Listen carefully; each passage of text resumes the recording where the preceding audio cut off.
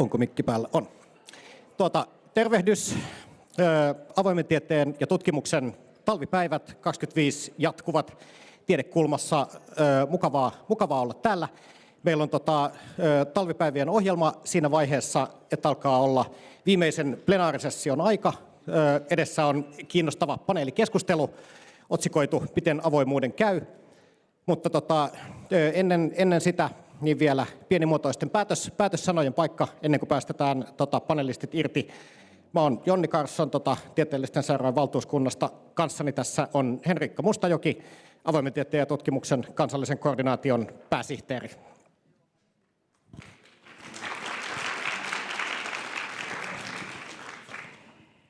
Mä ajattelen, että me ollaan tässä nyt 2 päivää oltu yhdessä. Ja kiitos Helsingin yliopiston ohjelman suunnitelleille, koska meillä on ollut todella hyvin aikaa kohdata toisiamme. Etänä pystytään tekemään kaikenlaista. Meillä on ollut kiinnostavaa ohjelmaa, joka on antanut syötettä sille, että kun me olemme saaneet istua alas ja keskustella, meillä on ollut paljon mielenkiintoista keskusteltavaa. Ja teemat, joita tässä on ollut, tutkimuksen turvallisuus, tekoäly, muutenkin muuttuva maailma, on minusta meille vahva vinkki siitä, että keskustelu on entistä tärkeämpää ja meidän pitää luoda tiloja sille, että me keskustelemme siitä, mikä on meille uutta, epäselvää ja sellaista, josta meidän pitää kuitenkin jotakin osata tehdä ja sanoa. Ja mä ajattelen, että näiden päivien suurin anti erinomaisten puheenvuorojen lisäksi on ollut se, että on ollut aikaa kohdata. Ja on ollut ihanaa, että meitä on ollut täällä paljon ja erilaisista organisaatioista ja tämän jälkeen taas kaikki tiedossa oleva Teams-humppa onnistuu paremmin, kun ollaan ehditty kohdata tässä välissä.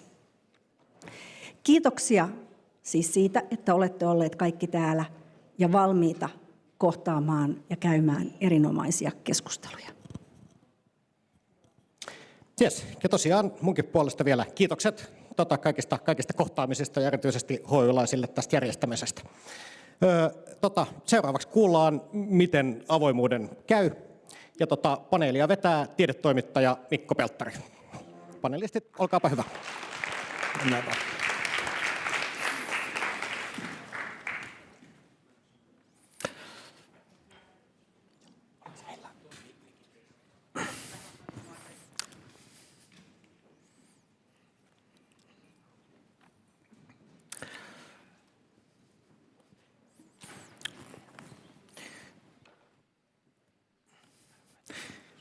No niin, mikrofoni toimii. Hyvä. Tervetuloa tosiaan tänne avoimen tieteen talvipäivät päättävään asiantuntijakeskusteluun, paneelikeskusteluun. Tänään puhutaan tietysti avoimesta tieteestä, mutta puhutaan tutkimusturvallisuudesta, siitä, että mitä kaikkea se on. Täällä meillä paneelissa on keskustelemassa tässä vieressäni lakimies Eero Kokkonen Tampereen yliopistosta. Sitten on yliopistojen rehtorineuvosto UNIFin asiantuntija Elina Tonteri ja kehittämispäällikkö Markus Laitinen sitten täältä Helsingin yliopistosta. Piti olla paikalla myös yksikönjohtaja Joonas Sivelä Traficomista, mutta hän sattui sairastumaan. Onneksi meillä on hyvä paneeli nytkin, vaikka olisi ollut kiva saada vielä Joonaskin keskusteluun. Mä luulen, että tänään meillä on 1,5 tuntia aikaa keskustelulle ja puhutaan tutkimusturvallisuudesta ja avoimesta tieteestä varmaan aika monesta näkökulmasta. Mä ajattelen, että aihe onkin aika laaja, se on monipuolinen ja mulle itselleni ainakin myös hieman epämääräinen ja ajattelen, että itsekin tässä varmaan opin aika paljon tämän keskustelun aikana. Aloitetaan hieman käsitteestä, että mitä tutkimusturvallisuus on ja sitten puhutaan siitä, että miksi se on niin tärkeä keskusteluaihe nykypäivänä. Puhutaan avoimesta tieteestä, puhutaan geopoliittisesta tilanteesta ja sotilaskäytöstä ja tietysti myös kaiken näköisistä riskeistä, mitä tämmöiseen turvallistamiskehitykseen voi liittyä. Yleisölle mä haluaisin, että olisi hirveän kivaa, jos tämä yleisömme jossain kohtaa innostuisi kysymään kysymyksiä, jos niitä tulee. Ehkä voidaan ajatella, että niitä voisi kysyä siellä tilaisuuden loppupuolella, koitetaan jättää siihen hyvin aikaa. Mutta tietysti mä oon myös ihan avoin sille, että jos tulee joku semmoinen kysymys, joka liittyy just johonkin, mitä nyt sanotaan, niin saa nostaa kättä ja kysyä, ottaa sen pointin myös siihen keskustelun keskelle. Mutta jos tuntuu, että voi odottaa, niin sitten loppupuolella varmasti on aikaa myös kysymyksille. Ja mä oon tosiaan tiedetoimittaja Mikko Pelttari. En tutkimusturvallisuuden asiantuntija, mutta erittäin kiinnostunut aiheesta. Mä voisin nyt jatkossa puhua itse hieman vähemmän, annan teidän puhua enemmän. Mä haluaisin kysyä teiltä alkuun, että miten te olette omassa työssänne tekemisissä tutkimusturvallisuuden kanssa? Miten se liittyy teidän omaan työkuvaanne? Aloitetaanko vaikka tästä? Joo, kiitos. Pieni korjaus ensinnäkin, että käytetään nimeä juristi nykyään. No aivan. Lakimies on vähän semmoinen huonossa valossa, Kyllä. ei mitään. Että itse on niin sanottu vanhan kansan juristi, niin mielellään käytän tätäkin termiä, mutta juristikaan ei ole nykyään se oikea termi, johon meidän liittokin on ottanut kantaa. Mutta siis joo, tosiaan kiitos kutsusta ensinnäkin järjestäjille, että kiva tulla tänne Helsinkiin. Ja tutkimusturvallisuus on todella noussut nyt sitten valokeilaan tässä lähivuosina 2 vuoden aikaa, niin kuin varmaan tänään tulee tässä paneelissa esiin. Ja itse tuun siis Tampereen yliopistossa, joka on vahvasti tämmöinen teknologiapainotteinen. Meillä on paljon niin kuin siihen liittyvää tutkimusta ja ollaan paiskittu hommia paljon niin kuin tämän tutkimusturvallisuuden eteen. Ja sanotaanko näin, että juristikentässä, niin vaikka niin kuin pakotteita ja kontrolloitu kaksikäyttöä, niin on ollut niin kuin juridisesti olemassa jo pitkään. Että pakotteitahan on ollut lähes aina olemassa ja sitten jossain vaiheessa tuli tätä kaksikäyttöä, niin eipä näitä juuri sitten, sanotaan, mäkin olen ollut juristina 8 vuotta Turun yliopistossa ja nyt Tampereen yliopistossa, niin eihän näitä juurikaan niin kuin tullut siihen päivittäiseen, näitä kysymyksiä siihen päivittäiseen niin kuin työskentelyyn yliopistoissa, mutta nyt 2 vuoden aikaa tämä on noussut todella niin kuin meidän agendalle. Et mä voisin väittää, niin kuin, että mä oon meidän juristiporukasta se, joka vastaa näistä asioista, niin sanotaan, että 60-70% mun työajasta menee pelkästään näihin kysymyksiin tänä päivänä, erilaisia pohdintoja ja niin päin pois. Mä tuun sitten varmaan myöhemmin tässä siihen, että mitä se konkreettisemmin tarkoittaa, mutta todella paljon siis erinäköisissä yhteyksissä on tekemisistä tämän kanssa. Eli Joo, hei vaan kaikille. Mä oon tosiaan Elina Tonteri, Suomen yliopiston rehtorineuvoston Unifista ja siellä tiede- ja TKI-politiikan asiantuntijana ja vastaan myös tutkimusvararehtoreiden kokousten valmistelusta. Ja tämä aihe on kyllä ollut useampaan kertaan tänä vuonna siellä tutkimusvararehtoreiden agendalla ja niin kuin hyvin erilaisista tulokulmista. Ja ehkä siitä ihan niin kuin käytännön yliopistojen arjesta, että miten sitä riskinarviota parhaiten voitaisiin tehdä. Ja sekä Markuksen että Eerokas tästä ollaan myös tämän vuoden aikana paljon keskusteltu ja viestitelty. Ja sitten tosiaan tästä niin kuin, enemmän tästä niin kuin tiedepolitiikan näkökulmasta ja EU-tason näkökulmasta. Tosiaan, mitkä pitäisi olla ne niin kuin positiot ja miten me samalla taataan se turvallisuus ja kuitenkin tieteenvapaus ja avoimuus. Ja kansallisesti esimerkiksi OKM on laatinut tällaiset vastuullisen kansainvälisyyden ohjeistuksen, jossa myös oli sitten niin kuin Unifin edustajana muun muassa Helsingin yliopiston tutkimusvararehtori Anne Portaankorva mukana ja tosiaan niin kuin paljon tällaisia erilaisia aloitteita tämän teeman ympärillä on ollut. Ja sitten ehkä niin kuin mun henkilökohtainen tulokulma tähän on se, että mä oon taustaltani zoonoosivirologia työskennellyt tämmöisessä korkean turvatason laboratoriossa, missä sitten niin kuin automaattisesti esimerkiksi tehdään turvallisuusselvitykset ihmisille, jotka näissä työskentelee. Ja sitten mä oon myös työskennellyt puolustusvoimilla niin kuin bioturva- ja bioase- ja bioterrorismiasioiden parissa, joten sitten tavallaan tämä niin kuin kaksikäyttö ja tällaiset niin kuin turvallisuuskysymykset on ollut sitä ihan oman työn arkea aikanaan, että sitäkin kautta tätä asiaa katson. Se esittelit mut kehittämispäällikkönä ja joskus kehittämispäällikön ylevään titteliin liitetään erilaisia epiteettejä, jotka laitetaan siihen sulkuun ja mun kohdalla siellä suluissa lukisi tutkimusturvallisuus. Mutta sanon vielä senkin, että jos tämä tilaisuus olisi englanniksi, niin mä en käyttäisi termiä research security, mä käyttäisin mieluummin termiä knowledge security, koska se on laajempi ja se ohjaa ehkä niin kuin ajattelun oikeampaan suuntaan tai suhtautuu tähän tematiikkaan niin kuin kokonaisvaltaisemmin. Mulla on pitkä historia Helsingin yliopistossa ja ylivoimaisesti suurimman osan tästä tähänastisesta työurasta mä olen edistänyt yliopiston kansainvälistä yhteistyötä ja kansainvälistä toimintaa. Ja sitten erinäisistä syistä johtuen suurin piirtein 5 vuotta sitten alkoi semmoinen kehitys, joka kulminoitui viime vuoden vaihteessa siihen, että mä olen siirtynyt niin sanotusti kokonaan tälle pimeälle puolelle. En enää sitä kansainvälistymisen ilosanomaa kannan niinkään, ei vaan kyllä mä nyt kannan sitäkin ja itse asiassa yritän huolehtia siitä, että se ei huku, mutta niin kuin keskityn näihin tutkimusturvallisuuskysymyksiin.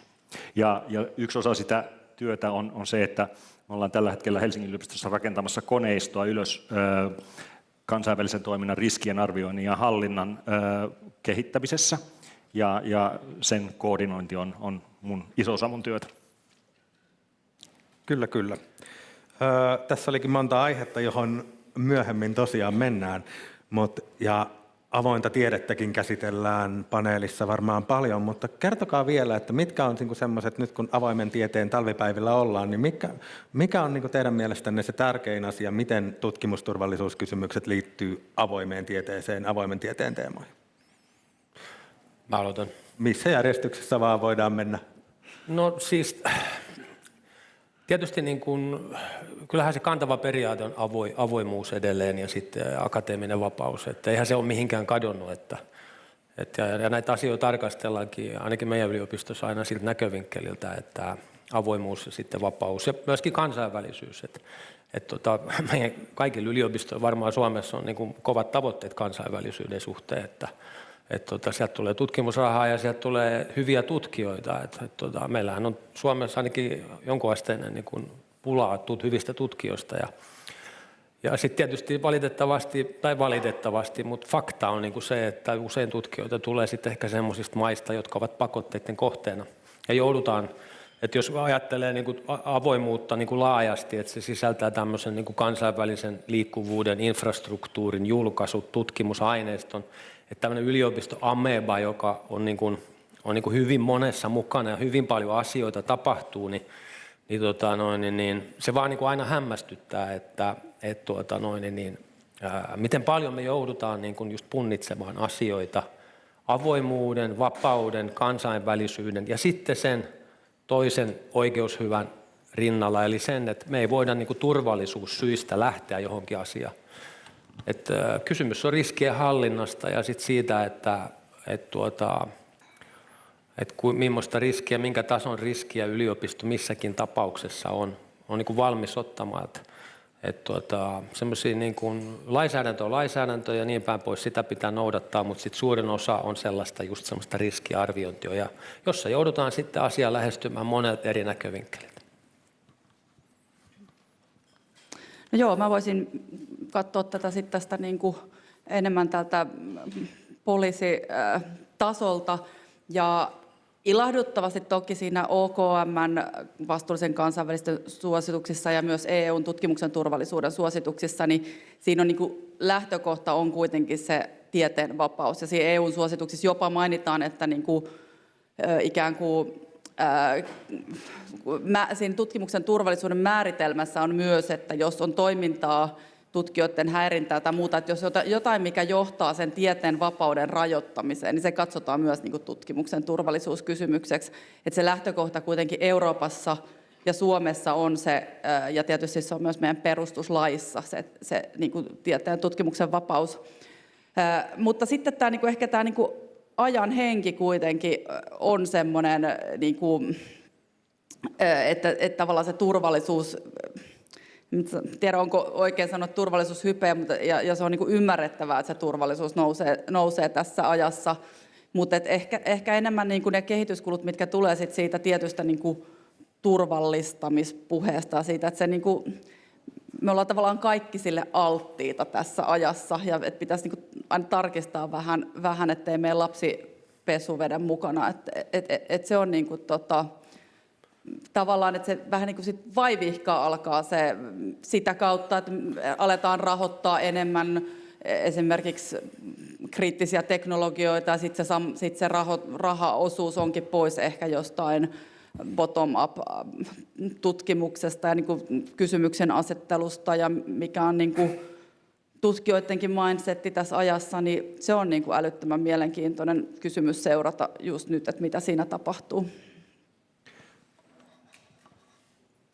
Mun täytyy tunnustaa, että mä en ole maailman paras asiantuntija avoimeen tieteeseen liittyen, mutta mä uskaltaisin silti väittää, että ei avoin tiede tähänkään asti ole ollut holtitonta. Eli kyllä niin kuin tietoturvaan, tietosuojaan, vientivalvontaan, pakotteisiin liittyviä rajoitteita avoimeen tieteeseen ja tieteen tekemiseen ylipäätään on liittynyt tähänkin asti. Mutta samalla täytyy sanoa, tällä viikolla yliopistolla on meneillään työsuojeluviikko ja mä päätän sen viikon webinaarisarjan perjantaina oma esitykseni tutkimusturvallisuudesta. Ja mun toinen dia on semmoinen dia, jossa on tämmöinen heiluri. Ja heilurin toisessa laidassa on akateeminen vapaus ja avoimuus ja toisessa laidassa turvallisuus ja tutkimusturvallisuus. Ja mä uskallan kuitenkin väittää, että me ollaan hirveän paljon lähempänä sitä avoimuutta ja akateemista vapautta tällä hetkellä, ja tarkoitus on se, että sitä heiluria ei päästetä heilahtamaan ihan sinne toiseen äärilaitaan, vaan jotenkin niin kuin tietoisesti yritetään löytää uusi tasapaino näiden kahden välillä. Ja kyllä mä sanoisin niin, että monista eri syistä, joihin me ehkä palataan vielä tarkemmin, niin me ollaan viemässä sitä sinne turvallisuuden ja tutkimusturvallisuuden suuntaan. Kukaan ei rakasta EU-sloganeita yhtä paljon kuin minä, EU:ssa tästä asiasta puhutaan niin, että as open as possible, as closed as necessary, joka on hirveän kaunis periaate, mutta ei nyt oikein ehkä auta meitä jäsentämään sitä, että mihin kohtaan se tasapaino pitää asettaa ja miten se sinne asetetaan, mutta tätä työtä ja meidän täytyy tehdä ja tätä keskustelua meidän täytyy käydä. Tässä keskustelun heti alkuvaiheilla on tullut useampia määritelmiä sille, että mitä kaikkea tutkimusturvallisuus voi tarkoittaa. Nimenomaan pakotteiden huomioimista, tietoturvaa, kyberturvallisuutta muutenkin. Mainitsit tutkijoiden häirinnän. Onko vielä jotain semmoisia, koska niin kuten alkuun sanoin, niin minulla on semmoinen aavistus, että kyseessä ei ole mikään selkeärajainen käsite. Niin onko jotain niin vielä, mitä kaikkea muuta se tutkimusturvallisuus voi pitää sisällään? No mä oikeastaan itse esimerkiksi niin kun puhutaan kaksikäytöstä, niin sit helposti puhutaan vähän silleen mystifioiden. Ja että se on, selvitätkö vielä kaksikäytön? Kaksikäyttö on siis teknologiat ja myös osin tieto, joita voidaan käyttää sekä siviilikäytössä että puolustuskäytössä. Eli usein niin päin, että siitä niin siviilipuolelta voidaan ottaa se sitten käyttöön puolustuspuolelle hyvissä tai huonoissa tarkoituksissa. Ja niin kuin sitä määritellään niin sit lainsäädännössä vientivalvonnan kautta pääasiassa, että sit se on niin kuin lakitekninen kysymys, sitten se voi tietysti olla myös eettinen kysymys, että halutaanko sitä tehdä ja näin edelleen. Mutta tavallaan sitten kuitenkin se laki aika tarkkaan määrittää, mitä se on ja mitä se ei ole. Ja se niin kuin lähtökohtaisesti ei juristi voi tarkentaa, mutta niin kuin liity perustutkimukseen ja sen tiedon julkaisemiseen, vaan usein sitten niin kuin se tulee kyseeseen sitten, kun puhutaan kaupallistamisesta.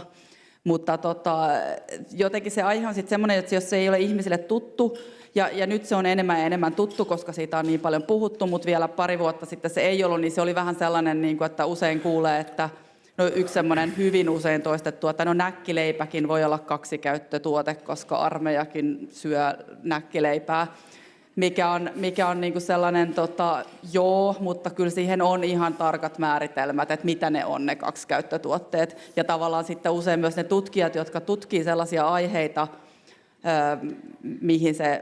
millä aloilla niin kuin ikään kuin sitä potentiaalia on, niin kyllä ne sitten niin kuin usein tietää ja usein niille tutkijoille on ollut niin kuin jo aiemminkin koulutusta siitä aiheesta.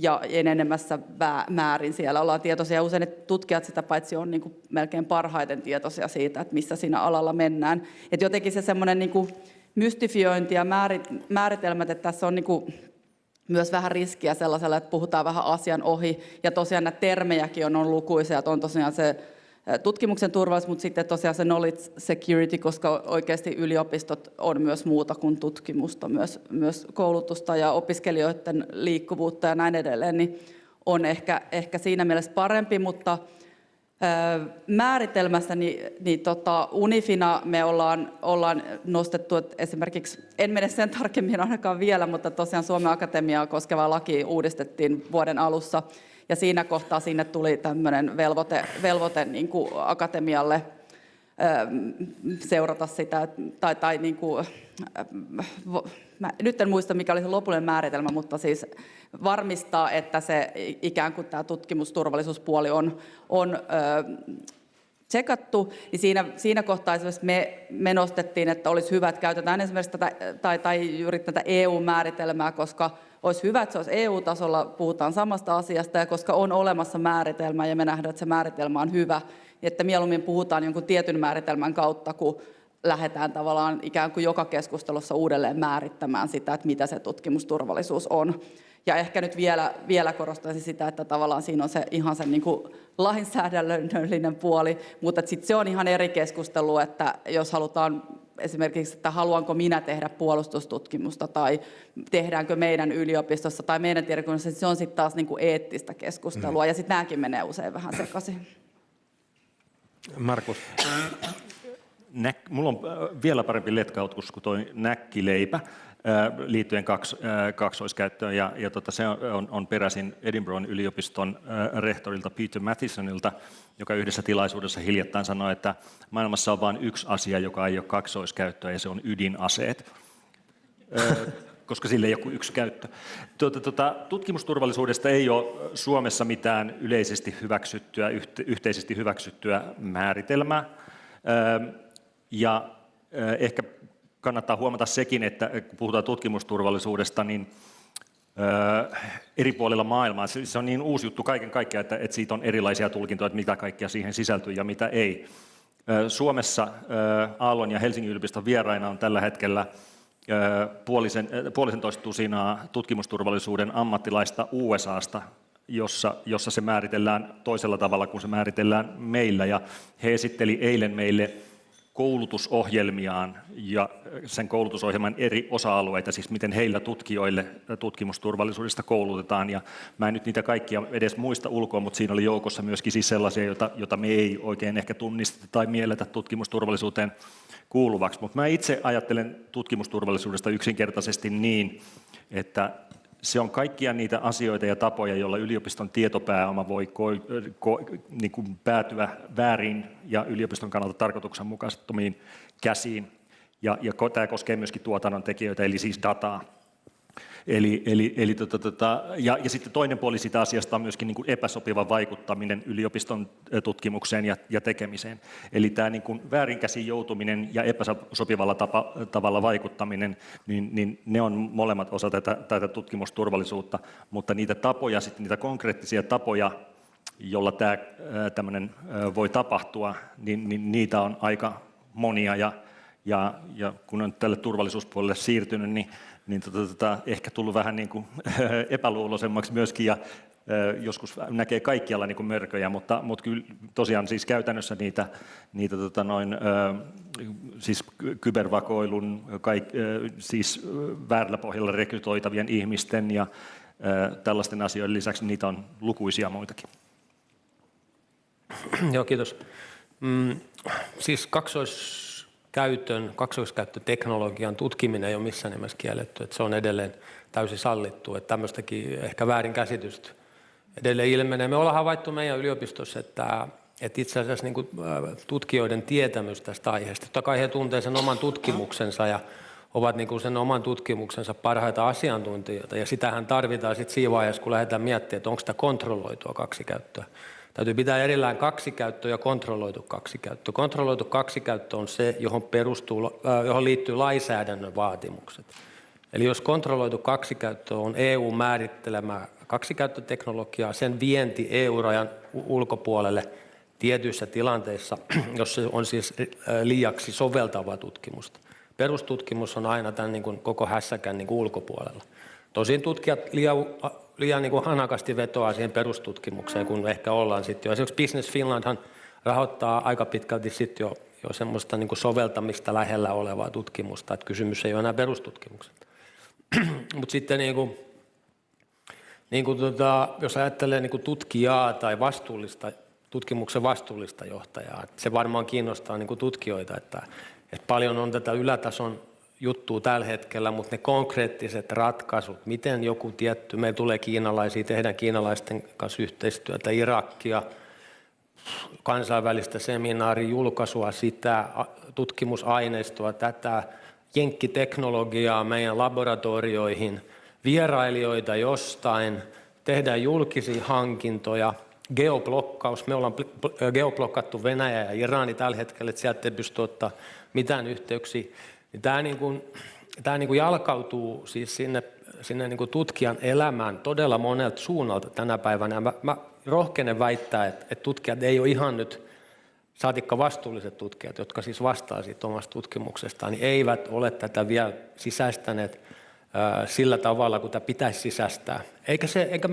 Me ollaan kaikki niin kuin harjoittelijoita. Kyllä me huomataan meidänkin yliopistossa, että joka päivä tulee sellaisia tilanteita, mitä me ei ole ennen tullut vastaan, eikä meillä ole selkeitä kysymyksiä. Tätä voisi verrata ehkä, 95, kun Suomi liittyy Euroopan unionin jäseneksi, tuli julkiset hankinnat. Me ollaan siitä asti jumpattu julkisia hankintoja. Jos lukee Helsingin Sanomaa viikoittain, niin näyttää siltä, että pahasti vielä harjoitellaan.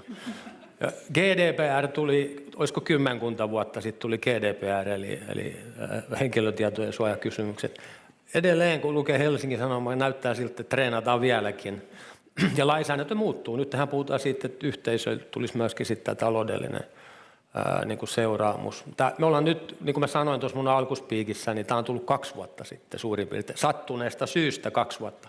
Eilen by the way oli Tampere-talolla oli Ukrainasta vieraita ja sitten oli kaksoiskäyttöteknologian suomalaista kärkeä ja Ukrainan suurlähettiläs sanoi, jääköön tämä näiden seinien sisälle, että ovat hyvin pessimistisiä niin kuin tämän rauhan syntymisen suhteen.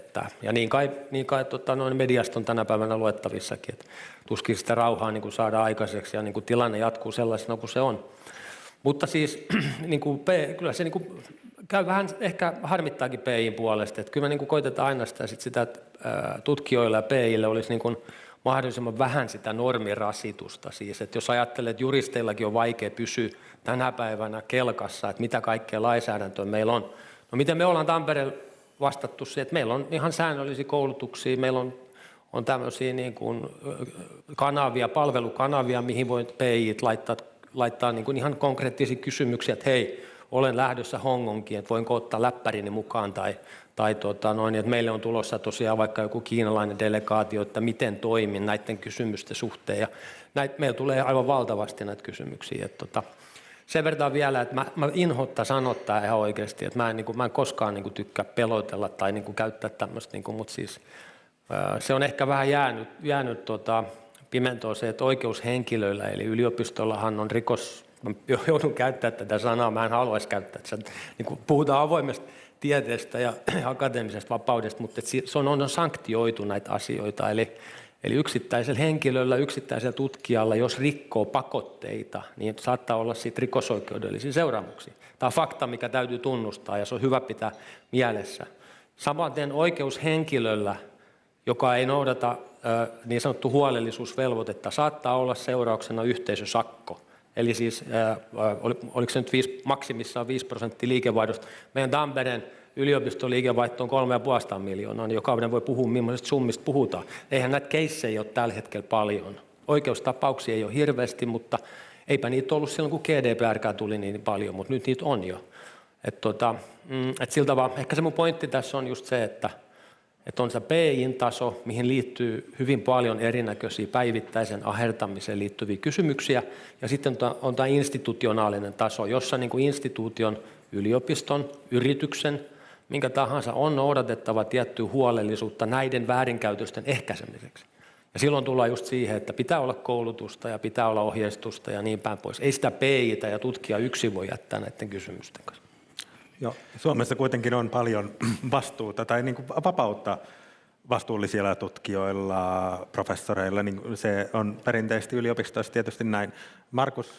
Mä meinasin vaan sanoa Elina sen verran vielä tähän keskusteluun, että nyt tässä tutkimusturvallisuudessa mulla on ruvennut enemmän ja enemmän tulemaan mieleen oman uran alkuajat siellä kansainvälistymisen varhaisilla vuosilla 90-luvun alkupuolella, jolloin piirit oli pieniä ja rehtorit juhlapuheissa sanoivat, että tämä on tärkeä asia, tätä meidän täytyy tehdä, ja käsitteet oli hähmäisiä. Silloin varmaan niin kuin valtakunnan KV-asiantuntijat mahtuu yhteen bussiin ihan kevyesti.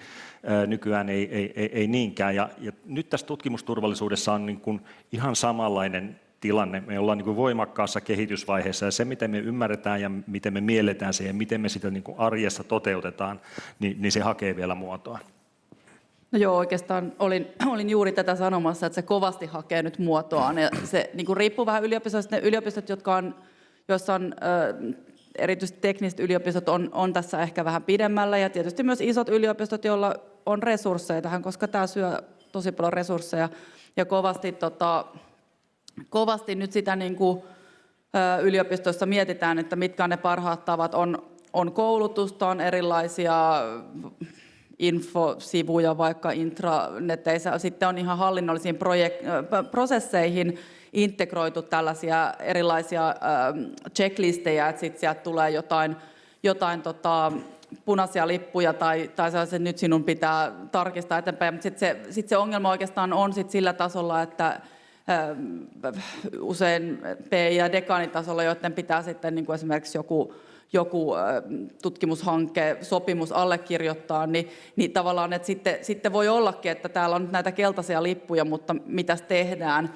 Niin monessa yliopistossa nyt myös ollaan perustamassa tämmöisiä, ja osassa on jo tämmöisiä niin kuin ikään kuin compliance-ryhmiä, on joku, jolta kysyä, koska niitä keissejä sit lopulta on sit kuitenkin sen verran harvoin, jotta kertyisi sitten jollekin porukalle sitä kriittistä osaamista, mutta yksi tosiaan, niin kuin mikä tähän nyt potkii, on se, että tosiaan nyt Suomen Akatemian tässä syyshaussa on ensimmäistä kertaa, vai sanonkohan väärin, voi olla, että se on nyt alkuvuoden haussa, mutta ensimmäistä kertaa tosiaan niin kuin velvoite, että niille haettaville hankkeille on tehty jonkunlainen tämmöinen tsekkaus.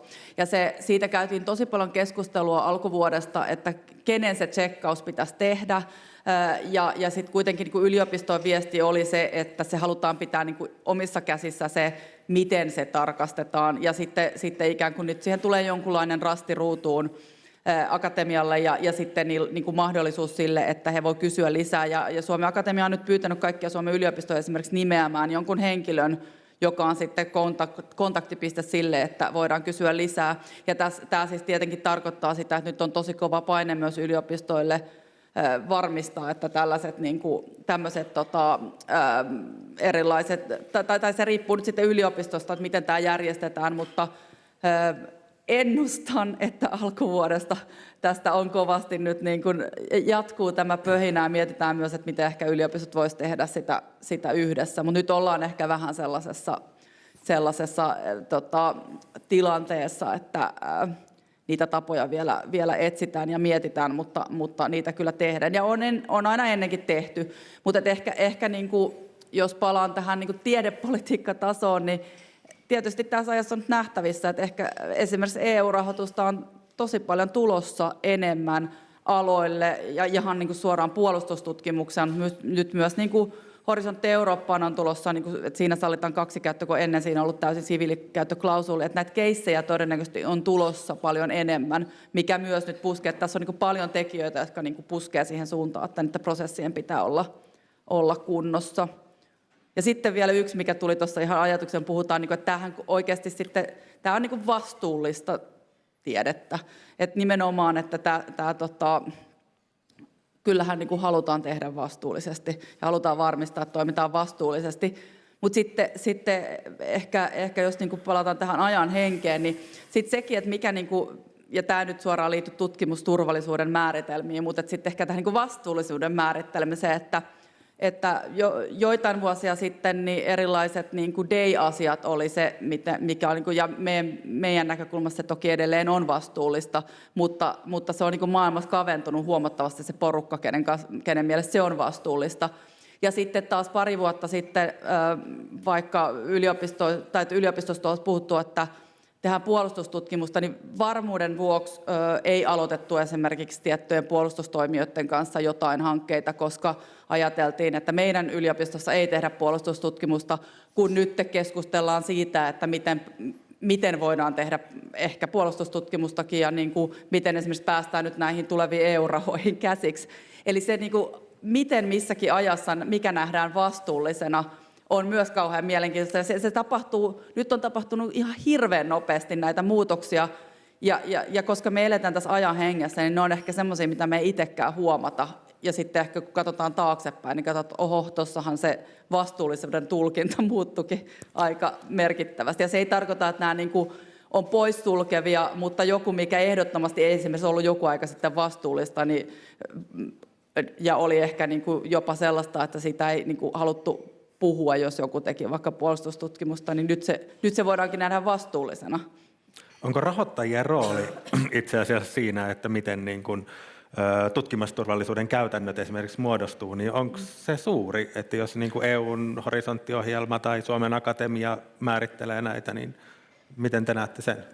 Joo, siis hyvä nosto tämä Suomen Akatemian nyt syksyinen haku, että meiltäkin taisi lähteä olisiko ollut lähemmäs 300 hakemusta Akatemialle. Ja tosiaan mun käsitys on, että se oli nyt ensimmäistä kertaa tämä kyseltiin siis ihan tutkimusturvallisuuslomakekaisen virallinen.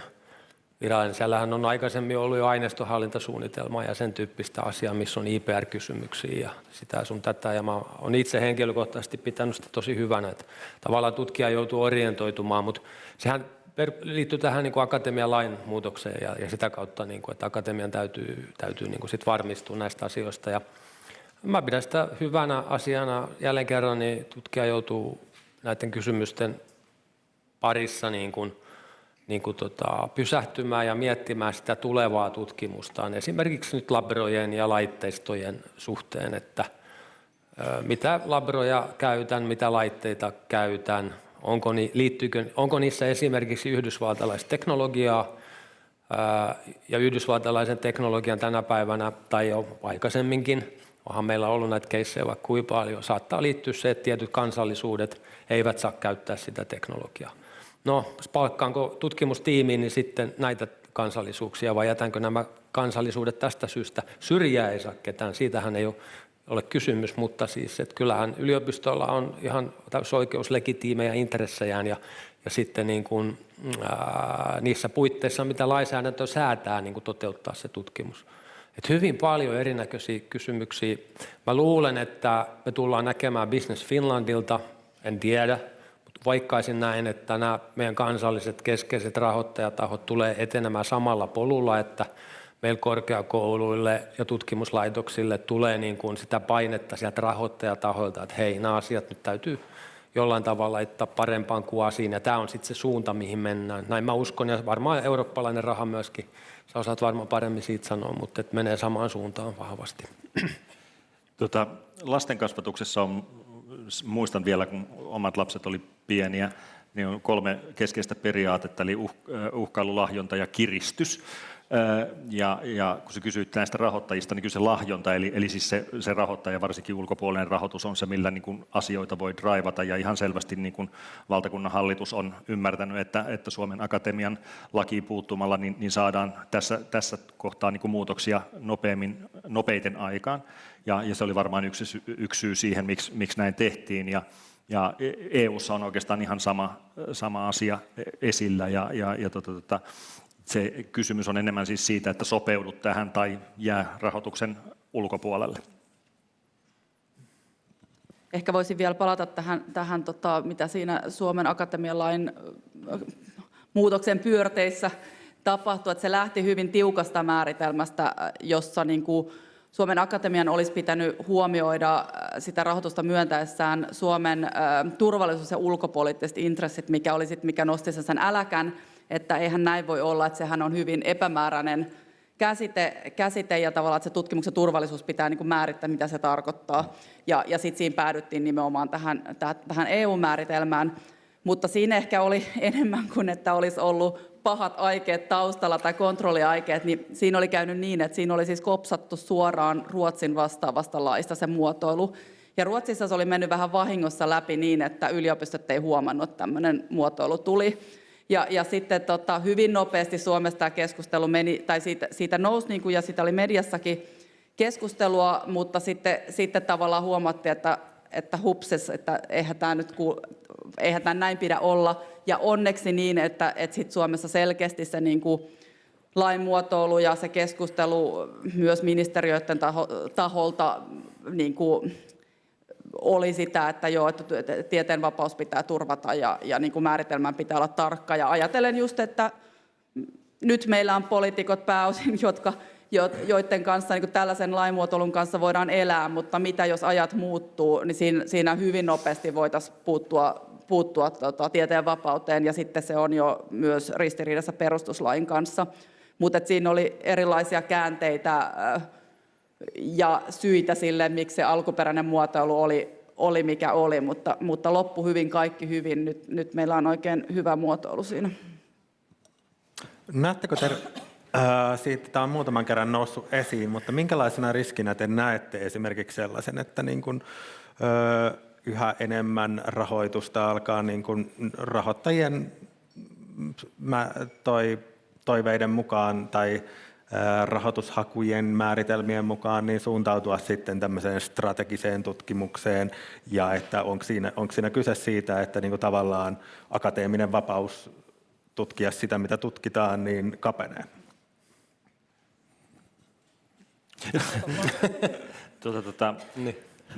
Ensinnäkin mä sanoisin sillä tavalla, että kun nyt näyttää aika lailla väistämättömältä, että tutkimuksen militarisaatio etenee, niin se asettaa haasteita meidän sisäisen turvallisuuden järjestelyille, esimerkiksi dataturvallisuuden järjestelyille.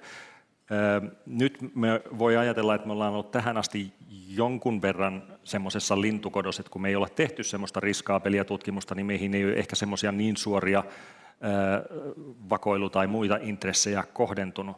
Mutta meillä on kuitenkin sellaista osaamista esimerkiksi tekoälyyn liittyen, joka varmasti sit rupeaa kiinnostamaan sen sotilaalliset sovellukset, jos siihen liittyvää niin kuin soveltavampaa tutkimusta aletaan tekemään, melkein voisi sanoa, kun aletaan tekemään, niin kyllä se haastaa meidän nykyiset käytännöt turvallisuuden eri sektoreilla. Mä näkisin oikeastaan, että siinä on niin kuin kaksi eri tulokulmaa.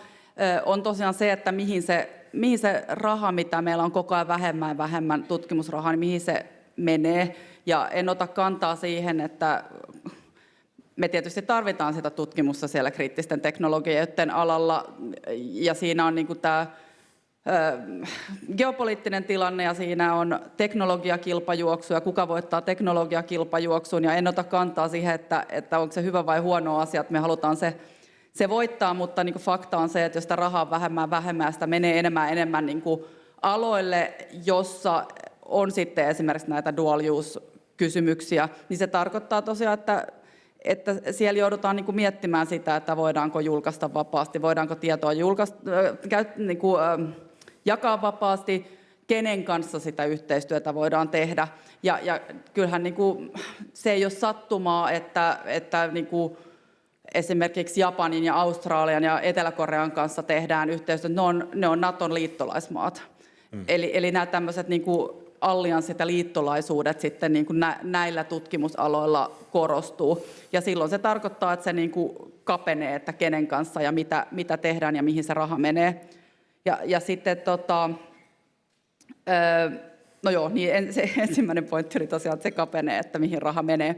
Mutta sitten tosiaan esimerkiksi nyt sitten tosiaan mä mainitsin jo se Horisontti Eurooppa-ohjelman, niin sieltä ollaan poistamassa siviiliklausuli, eli se tarkoittaa, että siellä voidaan tehdä dual use-tutkimusta. Ja sitten toisaalta myös sitten tämä Euroopan kilpailukykyrahasto, Siellä on niin kuin tämmöiset strategisesti määrityt politiikkaikkunat, jotka osin on sitä kilpailukykyä, mutta kyllä sekin heijastelee paljon tätä teknologiakilpajuoksua. Ja ajatellaan, että siellä on sitä kilpailumahdollisuutta myös ja niin kuin taloudellisen hyödyntämisen mahdollisuuksia.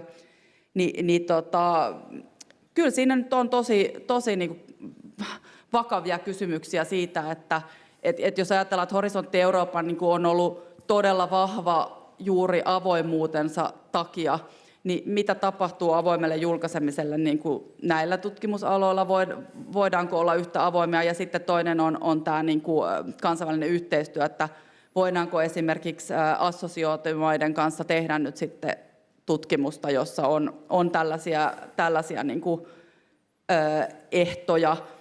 Ja sitten toisaalta myös ehkä se, että nyt kun näitä ehtoja tulee lisää, koko Horisontti Eurooppa on erinäköinen, niin se myös saattaa tarkoittaa sitä, että nämä kaikki neuvottelut venyy, jolloin se myös tarkoittaa, että automaattisesti ei voidakaan noin vaan niiden assosiaatiomaiden kanssa tehdä sopimuksia, vaan pitää miettiä, että mitkä ne ehdot on. Että kyllä siellä on paljon sellaisia, jotka tässä tämänhetkisen tilanteen mukaan, mitkä heijastuu sitten sinne niin kuin, esimerkiksi Horisontti Eurooppaan, joka on ollut sen niin kuin, nimenomaan niin kuin laatu ja kilpailu edellä. Ja siellä on tehty sitä niin kuin, uutta luovaa tutkimusta ja niin kuin, se avoimuus on ollut keskeinen niin kuin arvo, niin mitä sille arvolle tapahtuu, eikä siihen oikeastaan vielä ole vastauksia.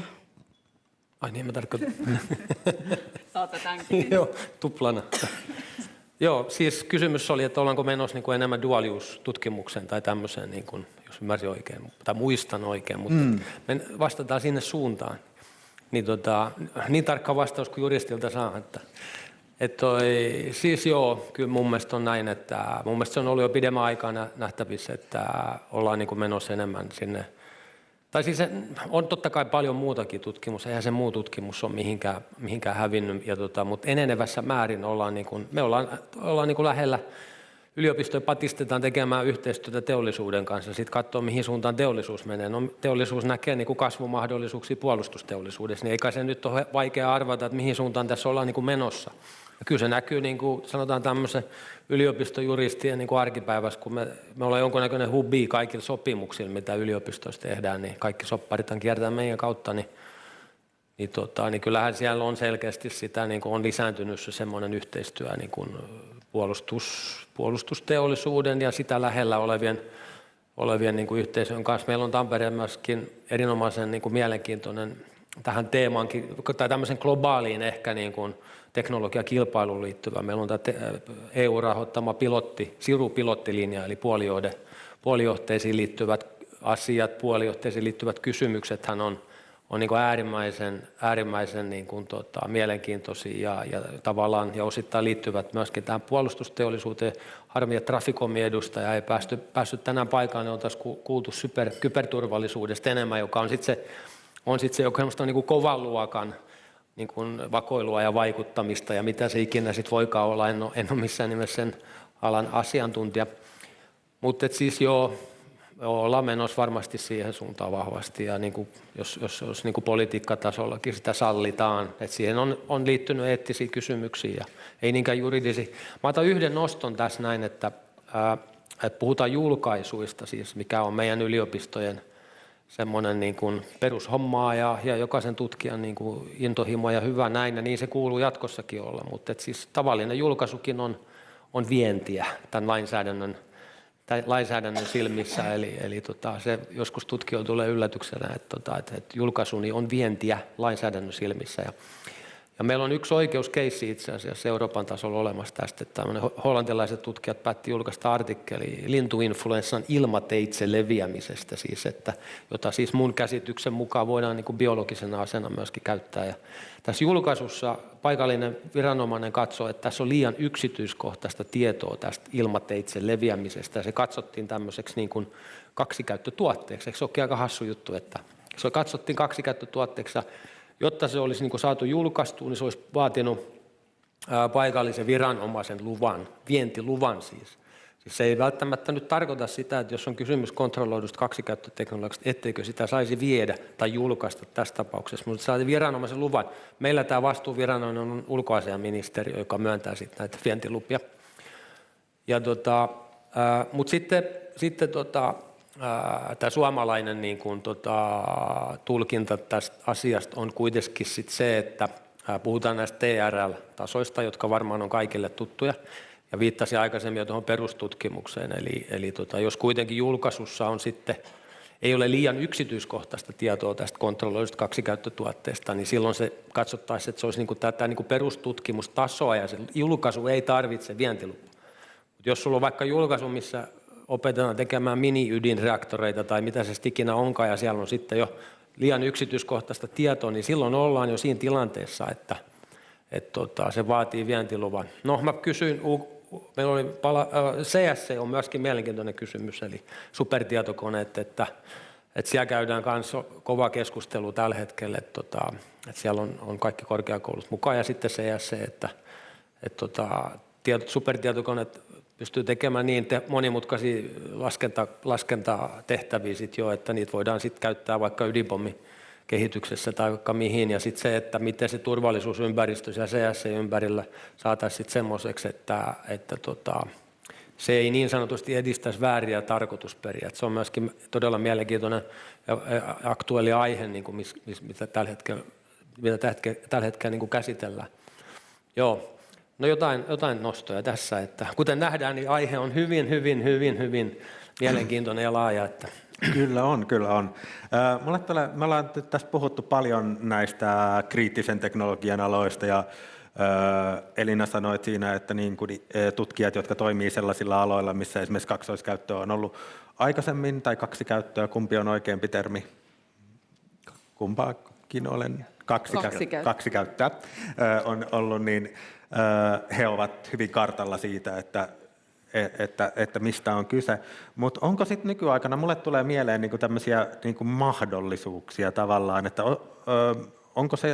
tarvitaanko siihen jotenkin valppautta, että osataan tunnistaa tällaisia mahdollisuuksia, kun mä mietin jotakin vaikka vakoilua, että ihmistieteissä saattaa olla niin kuin suuria datamääriä, missä saattaa olla sellaisia tietoja esimerkiksi Suomen väestöstä, jotka saattaisi kiinnostaa koottuna sillä tavalla, että ne saattaisi kiinnostaa joitakin tahoja, tai sitten esimerkiksi jossakin metsätieteissä kehitellään tämmöisiä konenäköteknologia-algoritmeja, jotka niin kuin pystyy tunnistamaan avoimista satelliittikuvista tai ilmakuvista tiettyjä asioita, jotka on tietysti niin kuin yleensä metsien terveyden seurantaan suunnattuja, mutta tulee vaan mieleen, että kaiken näköistä tällaista niin kuin sellaisilla aloilla, jotka ei perinteisesti ole tällaisia, niin voi olla. Niin minkälaista valppautta te ajattelette, että tarvitaan niin kuin sellaisilla aloilla, jotka eivät perinteisesti ole niin kuin tämän turvallisuuskeskustelun ytimessä? Mun viesti niin kuin tutkijoille ja myöskin avoimen tieteen asiantuntijoille se, että ei kannata nyt kuitenkaan niin kuin yöuniaan menettää, että kaikki, mikä saattaa vaikuttaa pahalta ja Hollywood-elokuvien ainekselta, niin ei välttämättä sitä ole, eikä kannata nyt ruveta niin kuin välttelemään kaikkia riskejä, varsinkaan just sen takia, että joku voisi keksiä jonkun kulman, millä tämä oma tutkimus tulee sitten niin kuin väärään käyttöön. Että se ei mun mielestä voi olla niin kuin yksittäisen tutkijan vastuulla. Tämä on yhteispeliä, johon osallistuu se tutkija itse ja hänen tutkimusryhmänsä, tutkimuksen johtajat, akateemiset johtajat ja sitten yliopistotaso viime kädessä. Mä ajattelen niin, että tutkijoiden ja heitä palvelevien ihmisten on hyvä olla niin kuin asioista hereillä, mutta ei nyt niin kuin vetää sitä filttiä pään päälle. Mä voin ehkä antaa tästä sen esimerkin näin täältä omalta virologiajoilta, niin että silloin kun itse olen ollut vielä yliopistossa, ja tästä on siis aikaa, eli nykyään ollaan paljon paremmin kartalla, mutta en ollut kyllä todellakaan tietoinen siitä, että mikrobit voi olla kaksi käyttötuotteita, kunnes sitten menin puolustusvoimille töihin ja kiersin kouluttamassa laboratoriossa työskenteleviä ihmisiä tästä. Ja siitäkin on, niistä on ihan siis lista löytyy sieltä ulkoministeriön sivulta, mitkä on ne niin kuin patogenit, mitkä katsotaan niin kuin tämmöisiksi, mitä voi käyttää mahdollisesti tahallisen levittämiseen, mutta tosiaan en usko, että mitään riskiä aiheutuu siitä, että en sitä tiennyt, mutta toisaalta ei sitä nyt haittaakaan, että ne tutkijat, jotka tekee nimenomaan näiden asioiden parissa, niin on siitä jollain tavalla tietoisia. Ja kyllä mä ehkä ajattelen just, että se on nimenomaan sitten ne senioritutkijat ja tutkimuksen johto ja sitten myös se niin kuin yliopistotaso, että ikään kuin sit siinä vaiheessa, kun nuoret tutkijat on uransa alussa, niin osana sitä tutkimusalan tutustumista, niin myös tällaiset asiat tulee esille. Ja nykyään varmasti paremmin tuleekin. Joo, kiitos.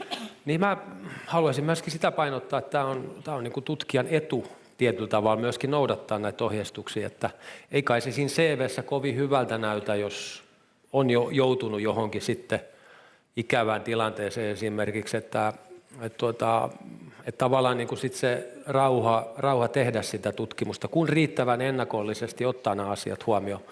Se on juuri näin niin kuin Markuskin toi tuossa esiin ja Elina toi esiin, että tämä niin kuin painottuu kuitenkin sinne teknisiin tieteisiin ja sitten lääketieteelliseen tutkimukseen. Et siellähän on niin kuin eniten sit semmoista niin kuin dual use-tutkimusta tai sitten niin kuin ehkä pakotteisiinkin liittyvää. Pakotteiden osaltahan todella harvoin tulee niin kuin ongelmia. Meilläkin on näitä eri työkaluja käytössä sitten, että millä sitten erinäköisissä tilanteissa eri ihmisten taustoja sitten tietysti henkilöihin tai työelämän tietosuojalakia kunnioittain, niin joudutaan sitten ihmisiä tutkimaan, mutta kyllä se niin on, että niitä pakotteisiin, että semmoinen, että tulisi joku red flag pakotteisiin liittyen, niin se on tosi harvoin. Ehkä yksi konkreettinen esimerkki, missä niitä tulee, on joku vaikka Sharif-yliopisto Teheranissa, joka niin kuin on käytännössä, niin kuin sitten Irak on tänä päivänä niin kuin tämmöisen niin kuin taloussaarron vastaavassa niin kuin asemassa. Että mä ajattelen itseään vähän niin kuin siihen malliin, että mitään ei sieltä, meiltä ei mitään sinne päin, mutta jotain sieltä meille päin. Että viittaan niin kuin hyvin tutkijoihin.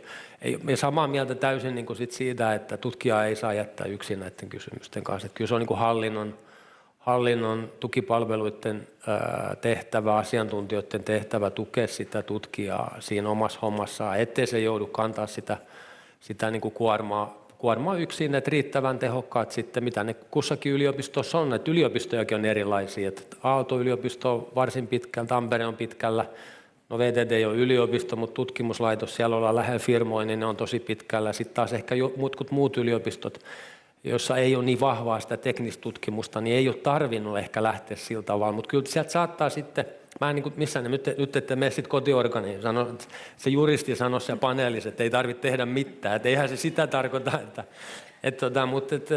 mutta mä ajattelen niin, että mä alussa viittasin siihen, että se instituution niin kuin huolellisuusvelvoite, niin se ei ihan riitä, että on intrassa joku ohje. Se ei täytä sitä huolellisuusvelvoitetta. Olkoonkin sitten, että meillä vaan niin kuin musiikkitieteitä ja runoutta tutkitaan, että kyllä se jotain vaatii sit siihen kylkeen, että mitkä ne sitten on. Että koulutus on ihan hyvä, että koulutetaan henkilökuntaa ja PI:tä ja sitten PI:llä on niin kuin mahdollisuus jälkeenpäin käyttää tukipalveluja ja saada sitten sen omaan spesifisiin kysymyksiin niitä asiantuntijoiden vastauksia. Joo, mä ehkä vielä haluan tässä niin kuin korostaa sitä, että kun tässä on mainittu tiettyjä maita ja on tiettyjä maita, joihin liittyy pakotteita, mutta nämä on silti case by case ja siis ketään niin kuin yksilöitä ei voida syrjiä lainkaan mukaan sen mukaan, että mikä heidän kansalaisuus on. Eli sitten niitä niin kuin yksittäisiä tutkijoita tai opiskelijoita, jotka on jostain maasta, niin, ja se niin kuin voi olla jossain tosi äärimmäisessä tapauksessa yliopistolle myös niin kuin ongelma, koska sitten jos sattuisi olemaan jollain kriittisellä alalla joku professuuri vaikka ja on tietystä maasta parhaat hakijat, niin voi aiheuttaa semmoisen ristiriitatilanteen, mutta tosiaan sillä, että on niitä tiettyjä tunnistettuja riskimaita, niin siitä huolimatta yliopistot ei missään tapauksessa voi syrjiä yksilöitä, jotka tulevat sieltä maista. Mä tuossa äsken yritin vähän semmoista niin kuin vapautuksen teologiaa saarnata, mutta en nyt malta kuitenkaan olla mainitsematta sellaista asiaa, että on olemassa myöskin sellaisia työkaluja, joihin tekoälyäkin liittyy, joilla tutkijoiden julkaisuista ja tutkimussuunnitelmista pystytään tunnistamaan niin kuin riskitekijöitä turvallisuusmielessä. Tällä hetkellä meillä ainakaan Helsingin yliopistossa sellaisia työkaluja ei ole käytössä, mutta niiden käyttöönottoa parhaillaan niin kuin, harkitaan. Mutta se on myöskin ihan varma, että tämmöiset pahantahtoiset tahot, niin niillä on ihan vastaavia työkaluja käytössä, ja ne louhii sitä tietoa ja etsii sitä tietoa, että vaikka meillä olisi minkälaiset järjestelyt, ja jos me jotain nyt niin kuin ylipäätään jatkossakin julkaistaan, niin kyllä se on niin kuin tiedonhankinnan kohteena helposti. Joo, just näin niin kuin Elina sanoi, että syrjää ei saa ketään kansalaisuuden perusteella, joka millään muullakaan perusteella, mutta sitten siinä tulee niin kuin hankalia tilanteita saattaa tulla. Meillähän on Norjasta on yksi oikeustapaus, missä sitten tämmöinen tietyn maan kansalainen päästi niin kuin oman maansa kansalaisia laboratorioon, missä oli tämmöistä niin kuin kaksikäyttöteknologiaa, kontrolloitua kaksikäyttöteknologiaa, ja sitten sieltä sitten tehtiin semmoista tutkimusta, mikä oli niin kuin tämmöisessä niin kuin pakotelistauksessa, eli tutkittiin tiettyjä aineita, joita voi käyttää esimerkiksi ydinaseohjelmassa, ja sitten sitä tietoa sitten tähän niin kuin sanktio-maahan sitten niin kuin myöskin saatettiin, ja tästä tuli sitten juttu niin kuin Norjassa, mutta se niin kuin meillä niin kuin arkipäiväisessä aherruksessa just se on, että just tämä ennakollinen niin kuin asian niin kuin esille nostaminen, jopa kiinni saaminen, että me päästään hyvissä ajoin ennen rekrytointia, ennen hankkeeseen ryhtymistä, ennen teknologian hankintaa, miettimään, että mihin tutkimukseen se tulee, mikä porukka sitä tulee käyttämään, ja sitten se, että vielä, ettei sitä sitten niin kuin, koska ne on, siis pakotteethan on tiukkaa lakitekstiä, että sen mä haluan tässä sanoa, että jos semmoinen ajatus on, että pakotteet on sitten vaan jotain jossain tuolla, mitä ei tarvitse niin kuin sen kummemmin, että ne on hyvin niin kuin tiukkaa lakitekstiä ja hyvin vaikeasti myöskin tulkittavissa tietyissä tilanteissa. Että se vaatii kyllä niin kuin juridista niin kuin osaamista ja sitten sen teknologian tuntemista, mutta se, että miten siinä arkipäiväisessä yliopistotyössä, kansainvälisissä hankkeissa niin kuin ratkaistaan ketään syrjimättä, ne on vaikeita asioita, ihan case by case asioita, että saadaan sillä tavalla, koska kyllähän yliopistonkin täytyy voida toimia turvallisesti. Ja yliopistolla täytyy voida olla oikeus suojella omia legitiimejä intressejä. Ja niin kuin nämä on semmoisia yhteensovellettavia asioita usein. Että. Käsittääkseni Suomessa on aika paljon semmoinen tilanne, että tosiaan yliopistot on paljon vastuussa siitä, että on yleiset ohjeistukset ja sitten on paljon tämmöistä case by case tulkintaa, nimenomaan tapauskohtaisuutta, ja jossa sitä niin kuin harkintaa ohjeistusten perusteella tehdään. Mitä mieltä te olette? Onko tämä tilanne tällaisenaan niin kuin tässä hetkessä hyvä? Kaivataanko jotain vahvempaa lakisäätelyä? Kaivataanko jotain niin kuin laajempia instrumentteja tutkimusturvallisuuden sääntelyyn valtion tasolta tai muuta? Mitä mieltä olette? No, tälleen kansallisella tasolla te voitte sitten sitä yliopiston arkea kommentoida, mutta kyllä nyt tällä hetkellä tehdään korkeakoulutuksen Visio 2040 OKM:n vetämänä ja sitten myös tosiaan nämä OKM:n tutkimuksen vastuullisen kansainvälisyyden suositukset, niin näissä molemmissa kuitenkin niin kuin nähdään, että niin kuin tieteen avoimuus ja myös avoin kansainvälisyys on kuitenkin niin kuin se lähtökohta, ja että se on Suomen etu ja tieteen etu, ja niin kuin, että se on kuitenkin se niin kuin vallitseva ajatus, ei se niin kuin turvallisuus ja sulkeminen, mutta sitten on tietysti nämä lait, mutta kyllä niin kuin, erilaiset, mihin Unifi on esimerkiksi tässä nyt sitten tämän vuoden aikana lausunut ja kommentoinut, ja tämä niin kuin yleinen keskustelu, niin ei oikeastaan kaivata lisää sitä lakisäätelyä, eikä niin kuin, toivotaan, että jos jotain säätelyä tarvitaan lisää, että sitä tehtäisiin sitten hyvin tiiviisti yhdessä yliopistojen kanssa. Ja sitten tietysti, no meillä on osaksi tilanne, että näitä asioita on eri viranomaisten, eri ministeriöiden alla, että sitä voitaisiin kyllä niin kuin ehkä tehostaa, sitä tiedonkulkua ja sitä, että asiat löytyy yhdessä paikassa, niin kuin joissain maissa on tehty Ruotsissa ollaan tekemässä, Tanska, Norja, Briteissä hyvinkin niin kuin keskitetysti. Että tavallaan, niin kuin, että ehkä niin, että se tieto löytyy oikeasta paikasta ja oikeaan aikaan, mutta sitten se, että niin kuin ja sitä paitsi yliopistot on autonomisia, että se on myös esimerkiksi OKM on aika tarkka sen kanssa, että mitä ne rupeaa yliopistolle ohjeistamaan. Että ei me niin kuin toivota lisää lainsäädäntöä tai lisää ohjeistusta, mutta me toivotaan ehkä niin kuin lisää tiedon jakamista ja keskustelua ja sitä, että varmistetaan, että ehkä nyt just OKM varmasti keskusteleekin yliopiston kanssa, mutta sitten ehkä jotkut turvallisuusviranomaiset ei välttämättä aina muista sitä, että toivotaan sitä, että niinku sit niitä toimintatapoja etsitään yhdessä mieluummin kuin että sanellaan jotain. Kyllä.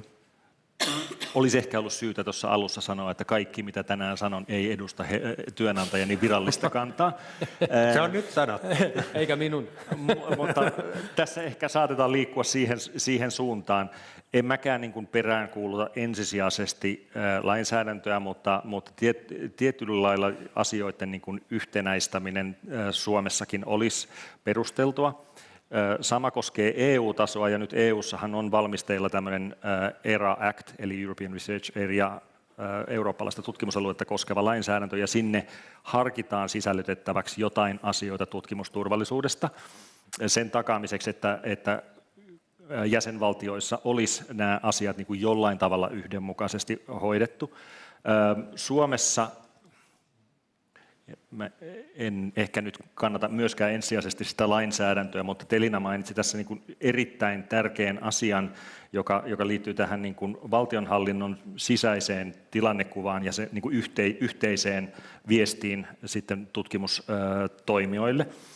Ja esimerkiksi Hollannissa on tämmöinen kansallinen yhteyspiste, johon yliopistot ja muut tutkimusorganisaatiot voi ottaa yhteyttä konkreettisissa keisseissä, ja sen yhteyspisteen tehtävä on koota valtionhallinnosta sitä kutakin keissiä, siihen liittyvät niin kuin olennaiset tekijät ja esittää niin kuin yhdenmukainen näkemys, saako jotain tehdä, eikö jotain saa tehdä, jos tekee, niin mitä asioita pitää ottaa huomioon.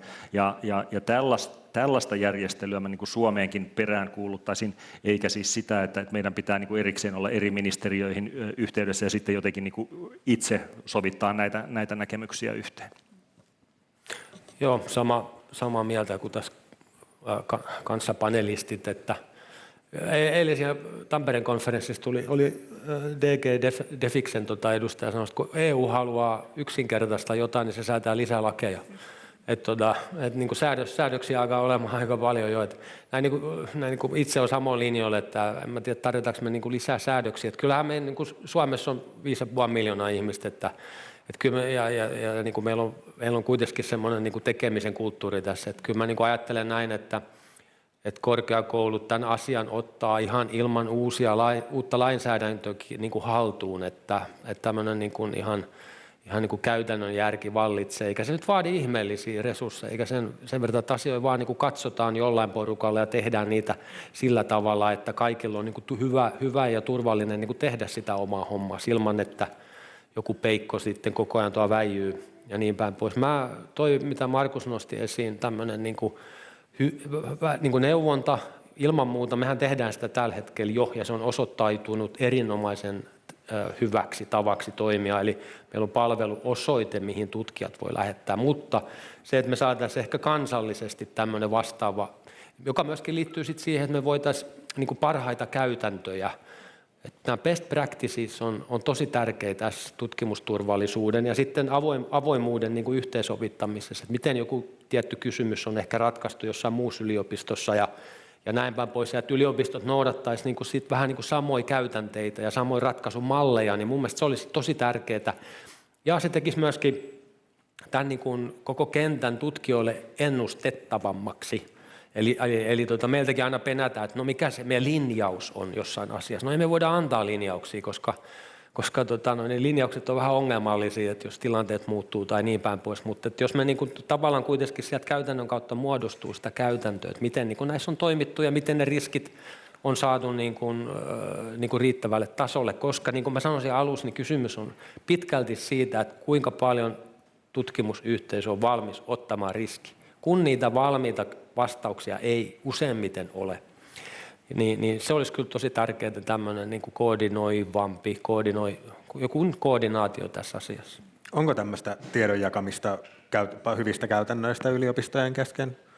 No nyt Elina tuossa jo aikaisemmin viittasi siihen Suomen Akatemiaan, ja itse asiassa ensi viikolla pidetään nyt näiden akatemian nimeämien yhteyshenkilöiden ensimmäinen kokous, ja minusta se on niin kuin hyvä aihio tällaiseen. Minulla on aiemmalta uralta niin kuin erittäin hyviä kokemuksia siitä, miten yliopistojen ja myöskin ammattikorkeakoulujen ja muiden toimijoiden välillä tietoa jaetaan. Meillä on mun mielestä Suomessa ihan poikkeuksellisen vahva kulttuuri tältä osin, se varmaan liittyy maan kokoon, mutta myöskin meidän niin kuin toimintatapaan. Tässä turvallisuudessa on ehkä semmoinen haaste tässä suhteessa, että turvallisuuteen helposti liittyy tämmöinen salailun ja luottamuksellisuuden ilmapiiri, ja koetaan, että jotain niin kuin ongelmia tai haasteita ei ehkä haluta jakaa.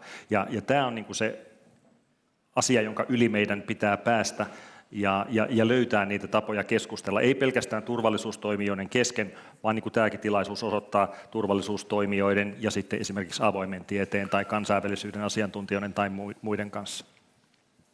Kyllä. Tässä varmaan olennainen jo sanottiin, mutta ehkä just nostaisin vielä sen, että tosiaan näitä tapauksia nyt toisaalta kuitenkin on aika vähän, että senkin takia se olisi niin kuin tärkeää, että olisi semmoinen, että se niin kuin karttuu se tieto, että ehkä siinä olisi vähän se, että jos on ollut tämmöinen joku keissi, missä on ollut turvallisuuskysymys, siitä ei niin kuin hirveästi puhuta, ja joskus tietysti ei voidakaan puhua, jos siinä on vaikka niin kuin turvallisuusviranomaiset ollut mukana ja näin, mutta kuitenkin niin kuin yliopistoilla on se periaate, ja tuli tästä linjauksista, ja liittyy myös siihen just tähän niin kuin puolustustutkimukseen ja dualiustutkimukseen ja siihen, että miten se niin kuin keskustelu niiden ympärillä on ihan valtavan nopeasti muuttunut siitä niin kuin tavallaan sellaisesta niin kuin epäilevästä tai jopa siitä, että sitä ei tehdä, niin siihen, että miten tätä voidaan tehdä. Ja siinä keskustelussa on ollut vähän, että onko esimerkiksi yliopistoilla linjauksia vaikka jonkun tietyn tutkimuksen suhteen, että tätä ei tehdä, ja totta kai on niin kuin mutta että niitä linjauksia on tosi vaikea muodostaa, koska niin kuin, ne voi olla sitten niin kuin uudenlaisia kysymyksiä ja näin. Ja niin kuin lopputulos oikeastaan on se, että yliopistoilla ei varsinaisesti ole mitään linjauksia aiheista, mitä saa tutkia tai ei saa tutkia. Se on niin kuin aika perustavaa laatua oleva kysymys ja liittyy tieteen vapauteen, että ei tällaisia niin kuin linjauksia haluta tehdä, mutta se sitten vielä erityisesti korostaa sitä tarvetta sille case by case arvioinnille ja sille, että ollaan tietoisia ja on näitä erilaisia niin prosesseissa niitä checkpointteja ja sitten, että on sitä porukkaa, jotka on sitten kohdannut näitä kysymyksiä ja osaa arvioida, että onko tämä ok vai ei, niin se on niin kuin tosi olennaista sen kannalta, jotta voidaan säilyttää se tieteen vapaus. Kyllä vain. Meillä on vielä ruhtinaallisesti aikaa, mutta ettei unohdu, koska mulla olisi kauheasti kysyttävää itselläkin, niin onko yleisössä herännyt nyt jotain, mitä voisi kysyä? Tuolla nousee ainakin yksi käsi. Meillä on mikrofonin kuljettaja, tulee täältä. Tässä. Joo, kiitos keskustelijoille. Mä oon ihan tämmöinen perusopiskelija ja tässä on paljon ollut käsitteitä, mitkä ei ehkä itselle ole niin tuttuja, mutta tässä on keskustelun aikana herännyt mieleen 2 kysymystä tai ajatusta, ja toinen liittyy just tähän, että ilmeisesti halutaan yliopistossa enemmän tavallaan olla yhteydessä puolustusteollisuuteen, niin mä mietin, että voisiko se liittyä siihen. Mä ajattelen, että tosi kiva, että puhutaan tieteen vapaudesta, mutta kyllä mun mielestä ihan selvää on, että yliopistoja ja tiedettäkin ohjaa ensisijaisesti raha. Niin EU-sakin on muuttunut tavallaan tämä, että kun aikaisemmin esimerkiksi kun sijoitat rahastoihin, niin tai siis aseteollisuutta ei ole nähty kuuluvaksi näihin eettisiin rahastoihin, mutta nykyään siis saa ihan eettisesti sijoittaa myös aseisiin, niin mä itse ajattelen, että ehkä tämäkin on myös sellainen, että kun kuitenkin puoli aika lailla tätä tutkimusta ohjaa, niin ehkä on pelkoa, että tämä tekoäly kuplakin tästä puhkeaa, niin pääoma tavallaan pyrkii kuitenkin menemään jonnekin, niin ehkä se sitten selittää myös tätä puolustuksen tutkimisen lisäämistä. Ja sitten toinen on ehkä vähän tämmöinen niin kuin mietin, että puhutaan näistä pakotteista, niin pahantahoiset maat ja mitkä ei ole pahantahoisia maita, että ehkä tässä näkyy vähän tämmöistä kylmän sodan asetelmaa, että en mä tiedä, mitä täällä ajatellaan niin kuin Yhdysvalloista ja niiden suunnasta esimerkiksi, että miten se liittyy tähän tutkimusturvallisuuteen tai Israel esimerkiksi, että käsittääkseni sinnekin on nyt suomalaiset puolustusvoimat menossa opettelemaan asioita, niin ihan 2 tämmöistä pointtia. Kiitos. Mä voin kommentoida. Kyllä, joo. Kiitos. Nämä oli hyviä. Me ollaan niin pysytty tällaisella teknisellä linjalla, niin se eettinen puoli, mikä väistämättä tähän kuuluu, niin on hyvä, että tulee mukaan. Ole hyvä. Joo, erinomaisen hyvin nostoja, mutta täytyy muistaa, että yliopistot tekee perustutkimusta aika pitkälti, ettei me niin kuin tehdä juurikaan teollisuuden kanssa sitä semmoista, niin kuin, että ollaan lähellä markkinoita tutkimusta, että oltaisiin jotain tiettyä asetta konkreettisesti kehittämässä, vaan me ollaan niin kuin enemmän sit siellä perustutkimuksen puolella. Toki niin kuin yliopistolla tänä päivänä on, niin kuin mä sanoinkin tuossa jossain vaiheessa, niin kuin tavoitteita ja taitaa olla jopa velvollisuuskin tehdä yhteistyötä teollisuuden ja yrityselämän kanssa, ja näin se vaan on. Että se niin kuin on siellä se yritysyhteistyö lähellä, mutta tosiaan ollaan kuitenkin yliopistoina niin kuin sit siellä perustutkimuksen puolella enemmän siis, eli semmoisen tutkimuksen kanssa, josta on vielä pitkä matka siihen konkreettiseen tuotteeseen. Sitten näistä maista, niin se nyt vaan on niin, että Brysselissä on lainsäädäntökoneisto, joka nämä pakoteasetukset määrää, ja se on pakollista oikeutta. Me ei voida niin kuin valita oikeastaan sitä, että miten niin kuin tässä pakotteen maailmassa me suhtaudutaan johonkin maahan. Siis totta kai sinne jää aina jotain, mutta se laki vaan on lakia tässä maassa noudatetaan, niin se meidän täytyy muistaa. Että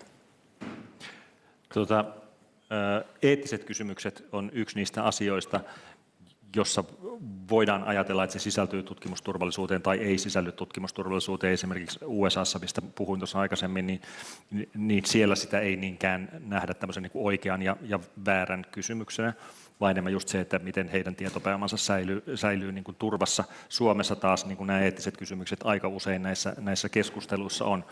Jos mä käytän yhden esimerkin Yhdysvalloista ja liittyy matkalaiteturvallisuuteen.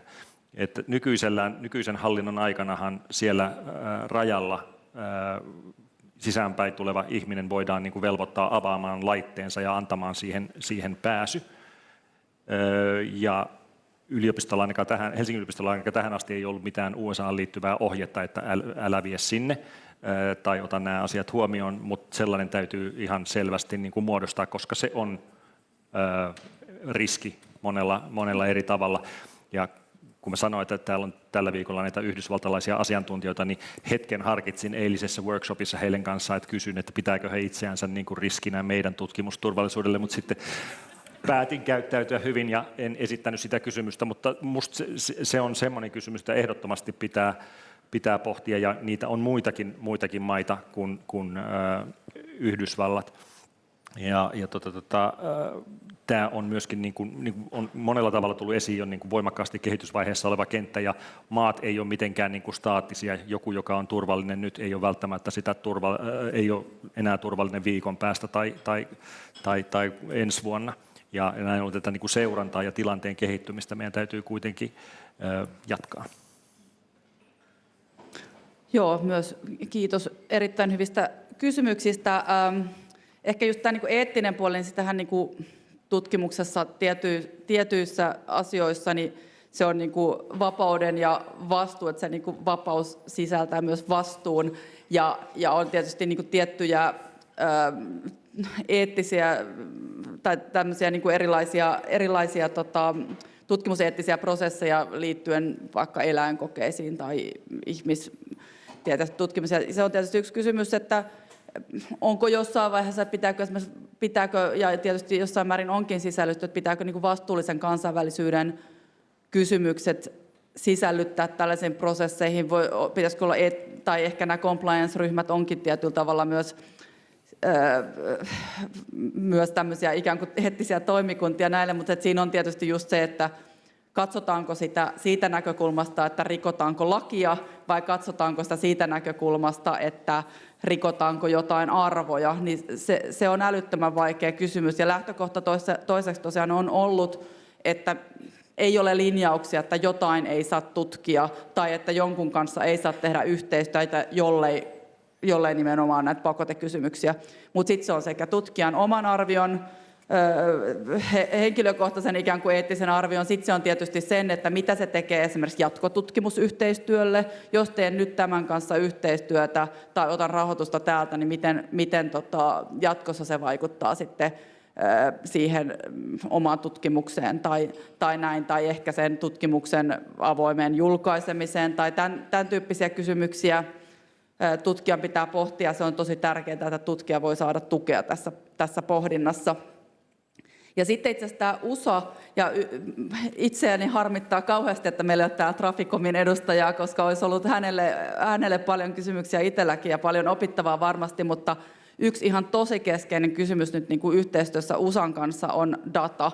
Ja se data ja tekoäly on tietysti todella kuuma aihe, ja EU:ssa on nyt tosi paljon aloitteita siihen, että niin kuin ensinnäkin saataisiin niin kuin eurooppalaisia kielimalleja, joissa on avoin lähdekoodi niin kuin vastineeksi sille, että me käytetään kielimalleja, joista me ei tiedetä, millä datalla ne on opetettu, ja toisaalta niihin käytetään koko ajan meidän kaikkien dataa. Se haravoi niin kuin tietoa meiltä kaikilta ja tutkimuksesta ja meidän arjesta ja sitten myy sitä. Ja sitten tutkijoilla on niin kuin ihan aito huoli siitä, että missä sitä dataa, koska se data on koko ajan tärkeämpää ja tärkeämpää, missä sitä dataa säilytetään. Että jos nyt laitan omaa tutkimusdataan johonkin, niin pääsenkö siihen käsiksi enää tietyn ajan kuluttua. Ja siinä on niin kuin ihan aito huoli, koska ikään kuin ajateltu tähän asti, että USA on semmoinen turvallinen kumppani ja meidän nimenomaan niin kuin kumppani ja tavallaan, että se niin kuin data, mitä sinne menee, niin on myös jatkossa omassa käytössä, mutta näin ei välttämättä ehkä sitten olekaan, ei me tiedetä. Mutta että siinä on siis tämmöisiä niin kuin hyvin, ja tietysti, no sitten on tietysti ne eettiset kysymykset, että millaisen hallinnon kanssa haluaa olla tekemisissä, mutta tämä datakysymys ja datan jakamisen kysymys ja siitä, että missä sitä dataa säilytetään, kuka sitä saa käyttää, jos puhutaan esimerkiksi vaikka datasta, missä on ihmisten henkilötietoja, mihin sitä voidaan antaa, halutaanko sitä antaa, ja niin kuin varmasti USA on niin iso peluri ja ennen kaikkea ne niin kuin jenkkifirmat, että tässä on niin kuin tosi isoja kysymyksiä siitä, että miten sitä yhteistyötä voidaan tehdä.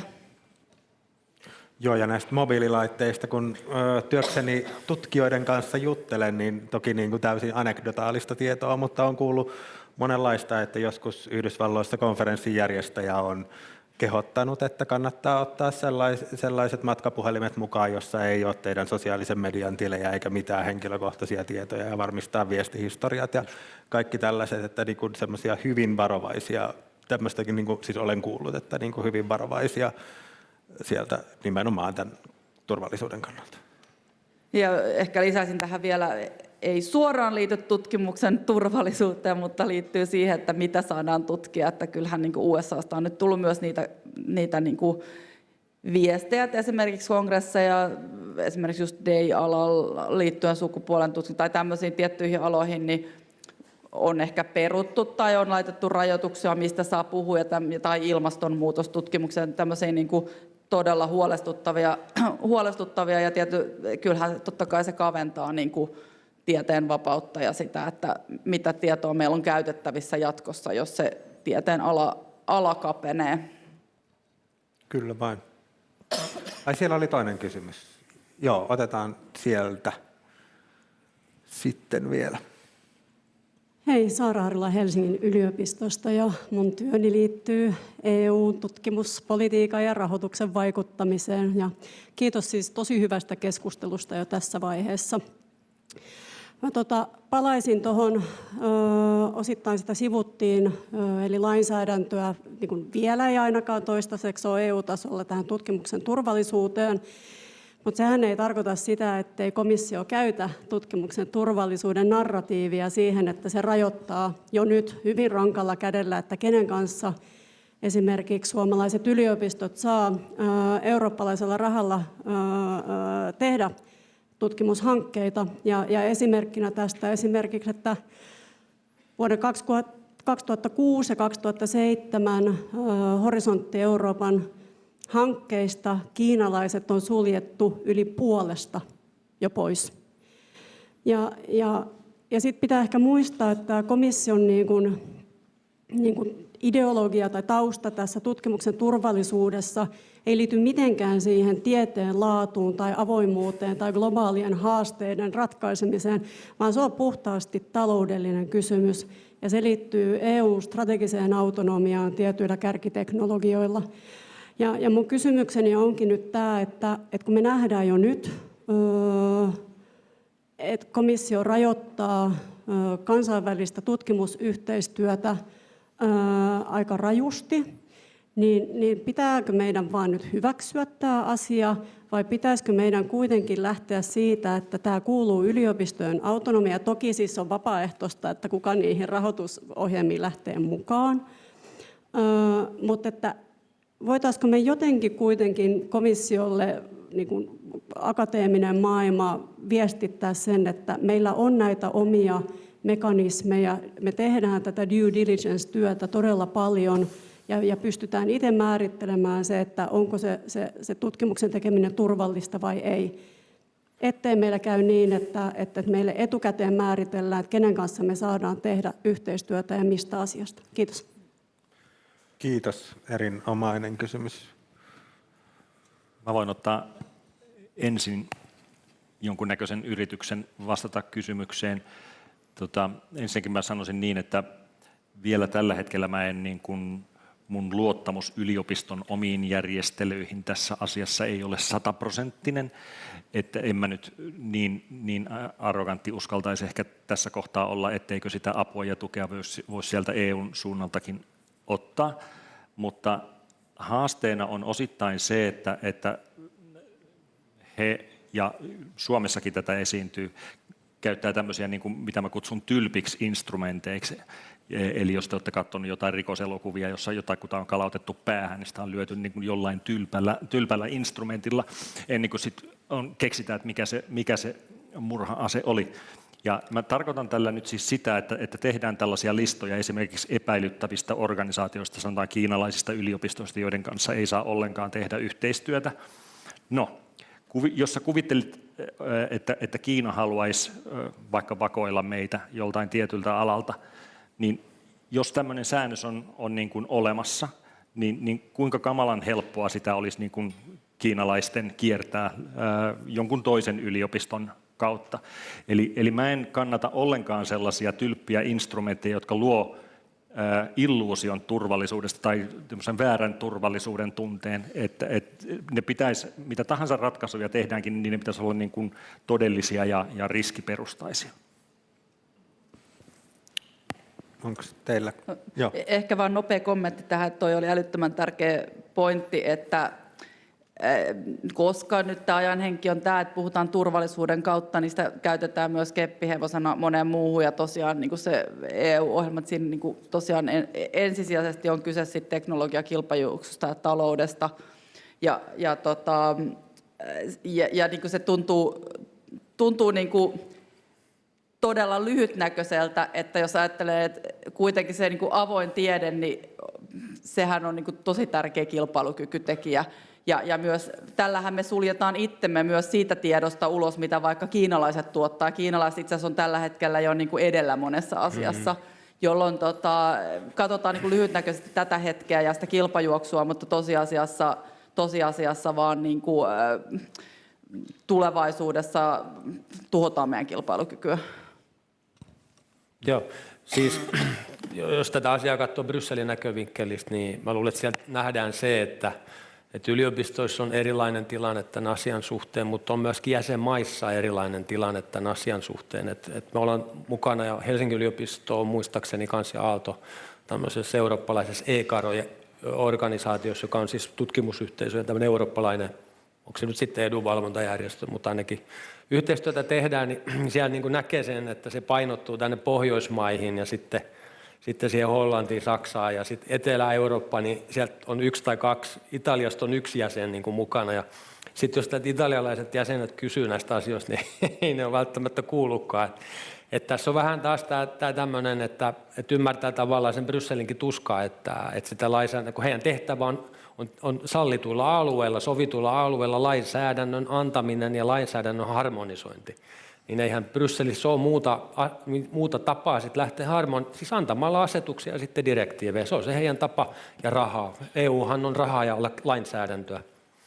Että se täytyy, mä en jaksa uskoa siihen, että tulisi sitten, Markus varmaan viittaa näihin unitrackereihin, joka on australialaisten työkalu itse asiassa, jos seurataan kiinalaisia yliopistoja ja puhutaan näistä Seven Sons-yliopistoista, jotka on siis niin kuin lähellä Kiinan armeijaa tai sen hallinnassa, tai sieltä se on niin läheinen se yhteistyö siihen, että nämä on niin kuin erityisesti niin kuin sit tämmöisiä niin kuin riskiyliopistoja, mutta se, että komissio lähtisi sitten niin kuin listaamaan jotain tahoja ja suosittelemaan, että näiden tahojen kanssa ei yhteistyötä tehtäisi, niin mä en oikein jaksa siihen uskoa, vaan että se jää tänne niin kuin se tälläkin hetkellä on niin kuin meidän yksittäisten yliopistojen tässä jokapäiväisessä toiminnassa ja työssä ratkaistavaksi, olkoonkin, että jotkut yliopistot ja tutkimuslaitokset ovat tehneet enemmän kuin muut.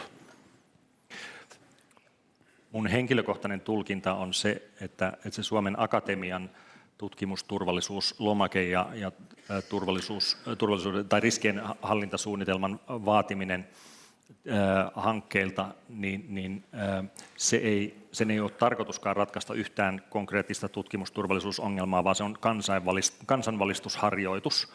Ja mä ajattelen, että ehkä myöskin nämä EU-toimet, joita tehdään, on vähän samansuuntaisia, että niillä yritetään herättää tiedeyhteisöä ajattelemaan näitä asioita. Tässä oli vielä yksi kysymys tässä näin, niin ehditään ottaa se vielä puhuttavaa olisi. Kiitos Karoliina Koho GTK:lta.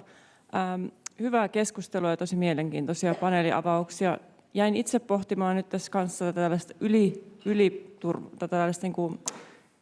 yliturvallisuusperiaatetta, ja se mainittiin eilen siinä Flora Ruokosen Akatemia-esityksessä kanssa avauspuheissa eilen tässä avoimen tieteen tapahtumassa. Miten me pystytään taklaamaan tätä ja mitä riskejä te näette tähän ylivarovaisuuteen liittyen sitten, ja erityisesti ehkä nyt datan hallintaan ja tuommoiseen, että sitten ei mennä ihan siihen toiseen ekstriimiin, että ruvetaan laittaa laput silmille ja suljetaan kaikki, että miten me löydetään se semmoinen kultainen keskitie. Kiitos. Mä voin taas aloittaa, koska tämä on yksi lempikysymyksistä, niin otin tämän yhden julkaisun mukaan, joka on Supon kansallisen turvallisuuden katsaus 2025, joka kehottaa meitä niin kuin, kaikenlaisiin toimiin. Mutta tätä kun lukee, niin täälläkin ihan viisaasti kyllä todetaan, että tutkimuksen avoimuus ja datan avoimuus on niin kuin oikeastaan meille elinehto. Ja se niin kuin tavallaan paradoksaalinen tilanne tällä hetkellä mun työssä on se, että mä näen tasan kahta eri haastetta. Toinen on se, että näitä asioita ei ole mietitty yhtään, ja toinen on se, että yöunet on menetetty ihan tasan tarkkaan.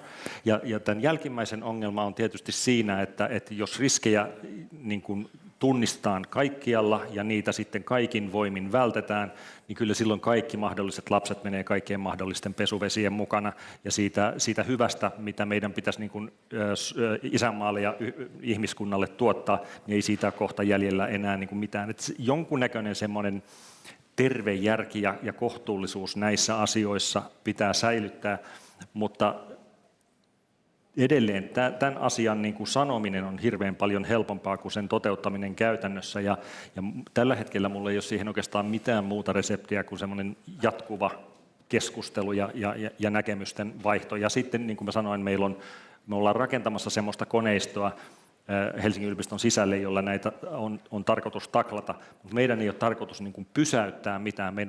Me tavoitellaan sitä, että me tunnistetaan ne riskit ja sitten pystytään hallitsemaan niitä riskejä, mitä yksittäisissä hankkeissa esiintyy.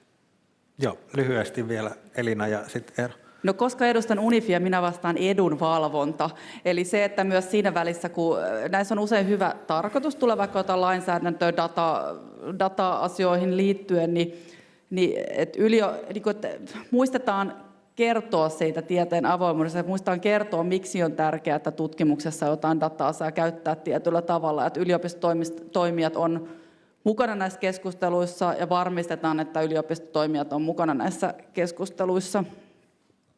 Joo, siis jossain vaiheessa tuli tämä heiluritilanne, eli mehän ollaan, niin kuin käytetään sanaa hype, että niin kuin tämä on tullut 2 vuodessa niin kuin todella vahvasti nyt tähän agendalle, ja kaikki asiat, uudet asiat, tähän menee niin kuin saman kaavan mukaan, että se heilahtaa ensiksi sinne toiseen reunaan, ja sitten todetaan, että hei, et eihän täällä ollutkaan niitä uhkia, mitä me ehkä kuvittelemme, ja sitten se niin kuin tasaantuu. Ja me ollaan niin kuin havaittu tämä omassa työssämme, että me vedettiin aika tiukkaakin linjaa ja semmoista just ehkä ylivarovaisuuttakin joissain tilanteissa. Nyt me tullaan niin kuin jo se tilanne vähän niin kuin rauhoittuu ja huomataan, että ehkä ne semmoiset uhkakuvat, mitä kuviteltiin olevan, niin niitä ei ole.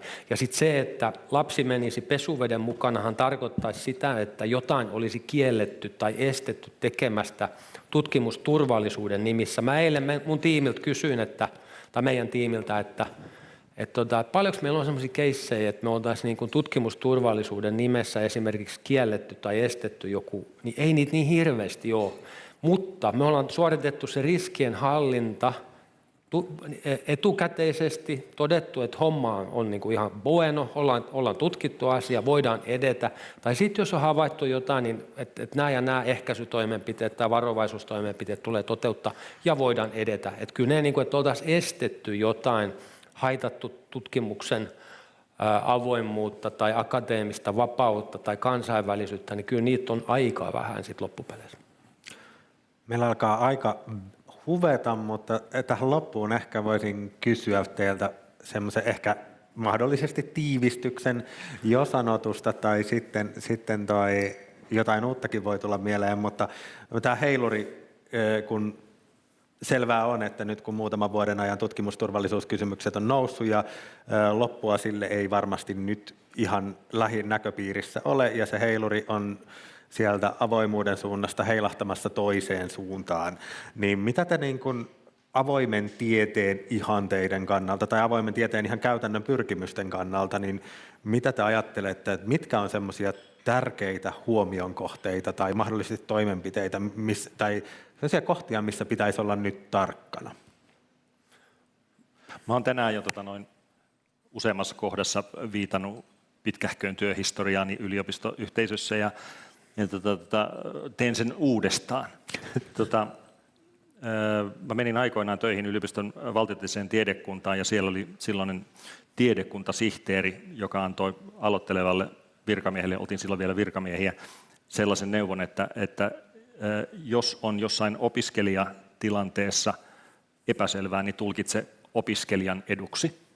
Ja mä sanoisin tässä kohtaa, että jos on epäselvyyttä, epävarmuutta tutkimusturvallisuuden ja avoimen tieteen välillä, niin mä tulkitsisin avoimen tieteen eduksi. Ehkä mä aloitin siellä ajan hengellä, niin mä päätän ajan henkeä ja ehkä mä nostan nyt sellaisena, että missä meidän pitää olla hereillä on nyt tämä EU-taso ja horisonttiohjelma ja se, että tosiaan nämä kaupalliset ja ehkä tai kaupallisista intresseistä ja osin geopoliittisista intresseistä ja tilanteesta nousevat riskit tutkimuksen avoimuudelle, että ollaan niistä kova-äänisiä, että ne ei toteudu.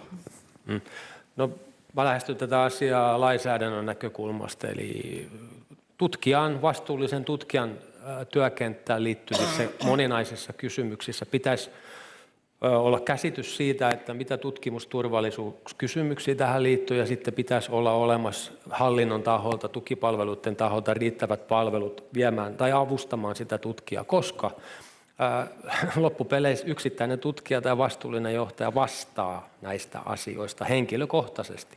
Siitä ei vastaa yliopisto. Yliopistolla on sitten se tehtävä, että huolellisuusvelvoitteen mukaisesti tulee toimia riittävällä tavalla, jotta näitä ehkäistäisiin. Mutta loppupeleissä tutkija on aina henkilökohtaisessa vastuussa. Ja kyllä mä näen, niin kuin mun mielestä tässä keskustelussa on tullut, että meidän täytyy tässä niin kuin olla niin kuin auttamassa niin kuin PI:tä ja sitten tutkijoita. Kiitos panelisteille mielenkiintoista keskustelusta, josta jäi tosi monta aihetta, mitä olin tänne muistiinpanoihin kirjoittanut käsittelemättä, mutta osasin ehkä odottaa sitä etukäteen. Ja kiitos myös yleisölle läsnäolosta ja hyvistä kysymyksistä. Kiitos. Kiitos.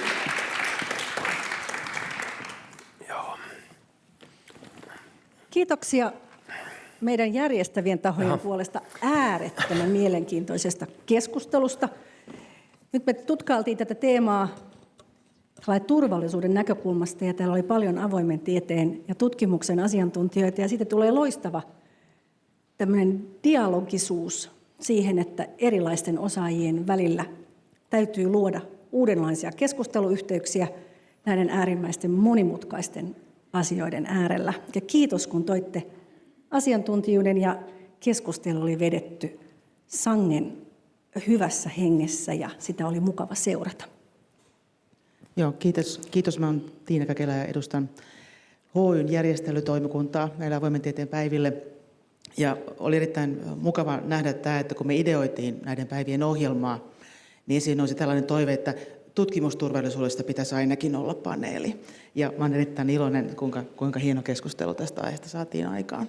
Tämä on todella ajankohtainen aihe, joka musta tuntuu, että tätä ei ole myöskään ihan täällä meidän yliopistolla käsitelty vielä ollenkaan tarpeeksi tällä tavalla julkisessa keskustelussa.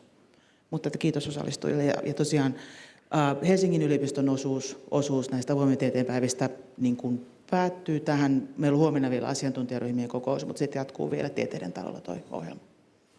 Ja minä avoimen tieteen ja tutkimuksen koordinaation sihteeristöstä ja pääsihteerinä kiitän erityisesti Helsingin yliopistoa loistavista järjestelyistä ja sangen innostavasta ohjelmasta.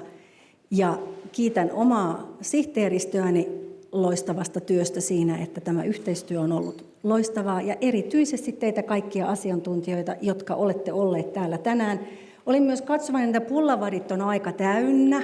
Että jos vielä pullaa tekee mieli, niin kannattaa ottaa matkaevästä tai vielä kahvia ja jäädä tänne keskustelemaan. Asiantuntijapäivän äärellä tapaamme huomenna aamulla kello 10. Ja tässä kohtaa kiitämme teitä kaikkia näistä avoimen tieteen talvipäivistä. Kiitos. Kiitos. Kiitos. Aivan loistavasti. Kiitos. Kiitos.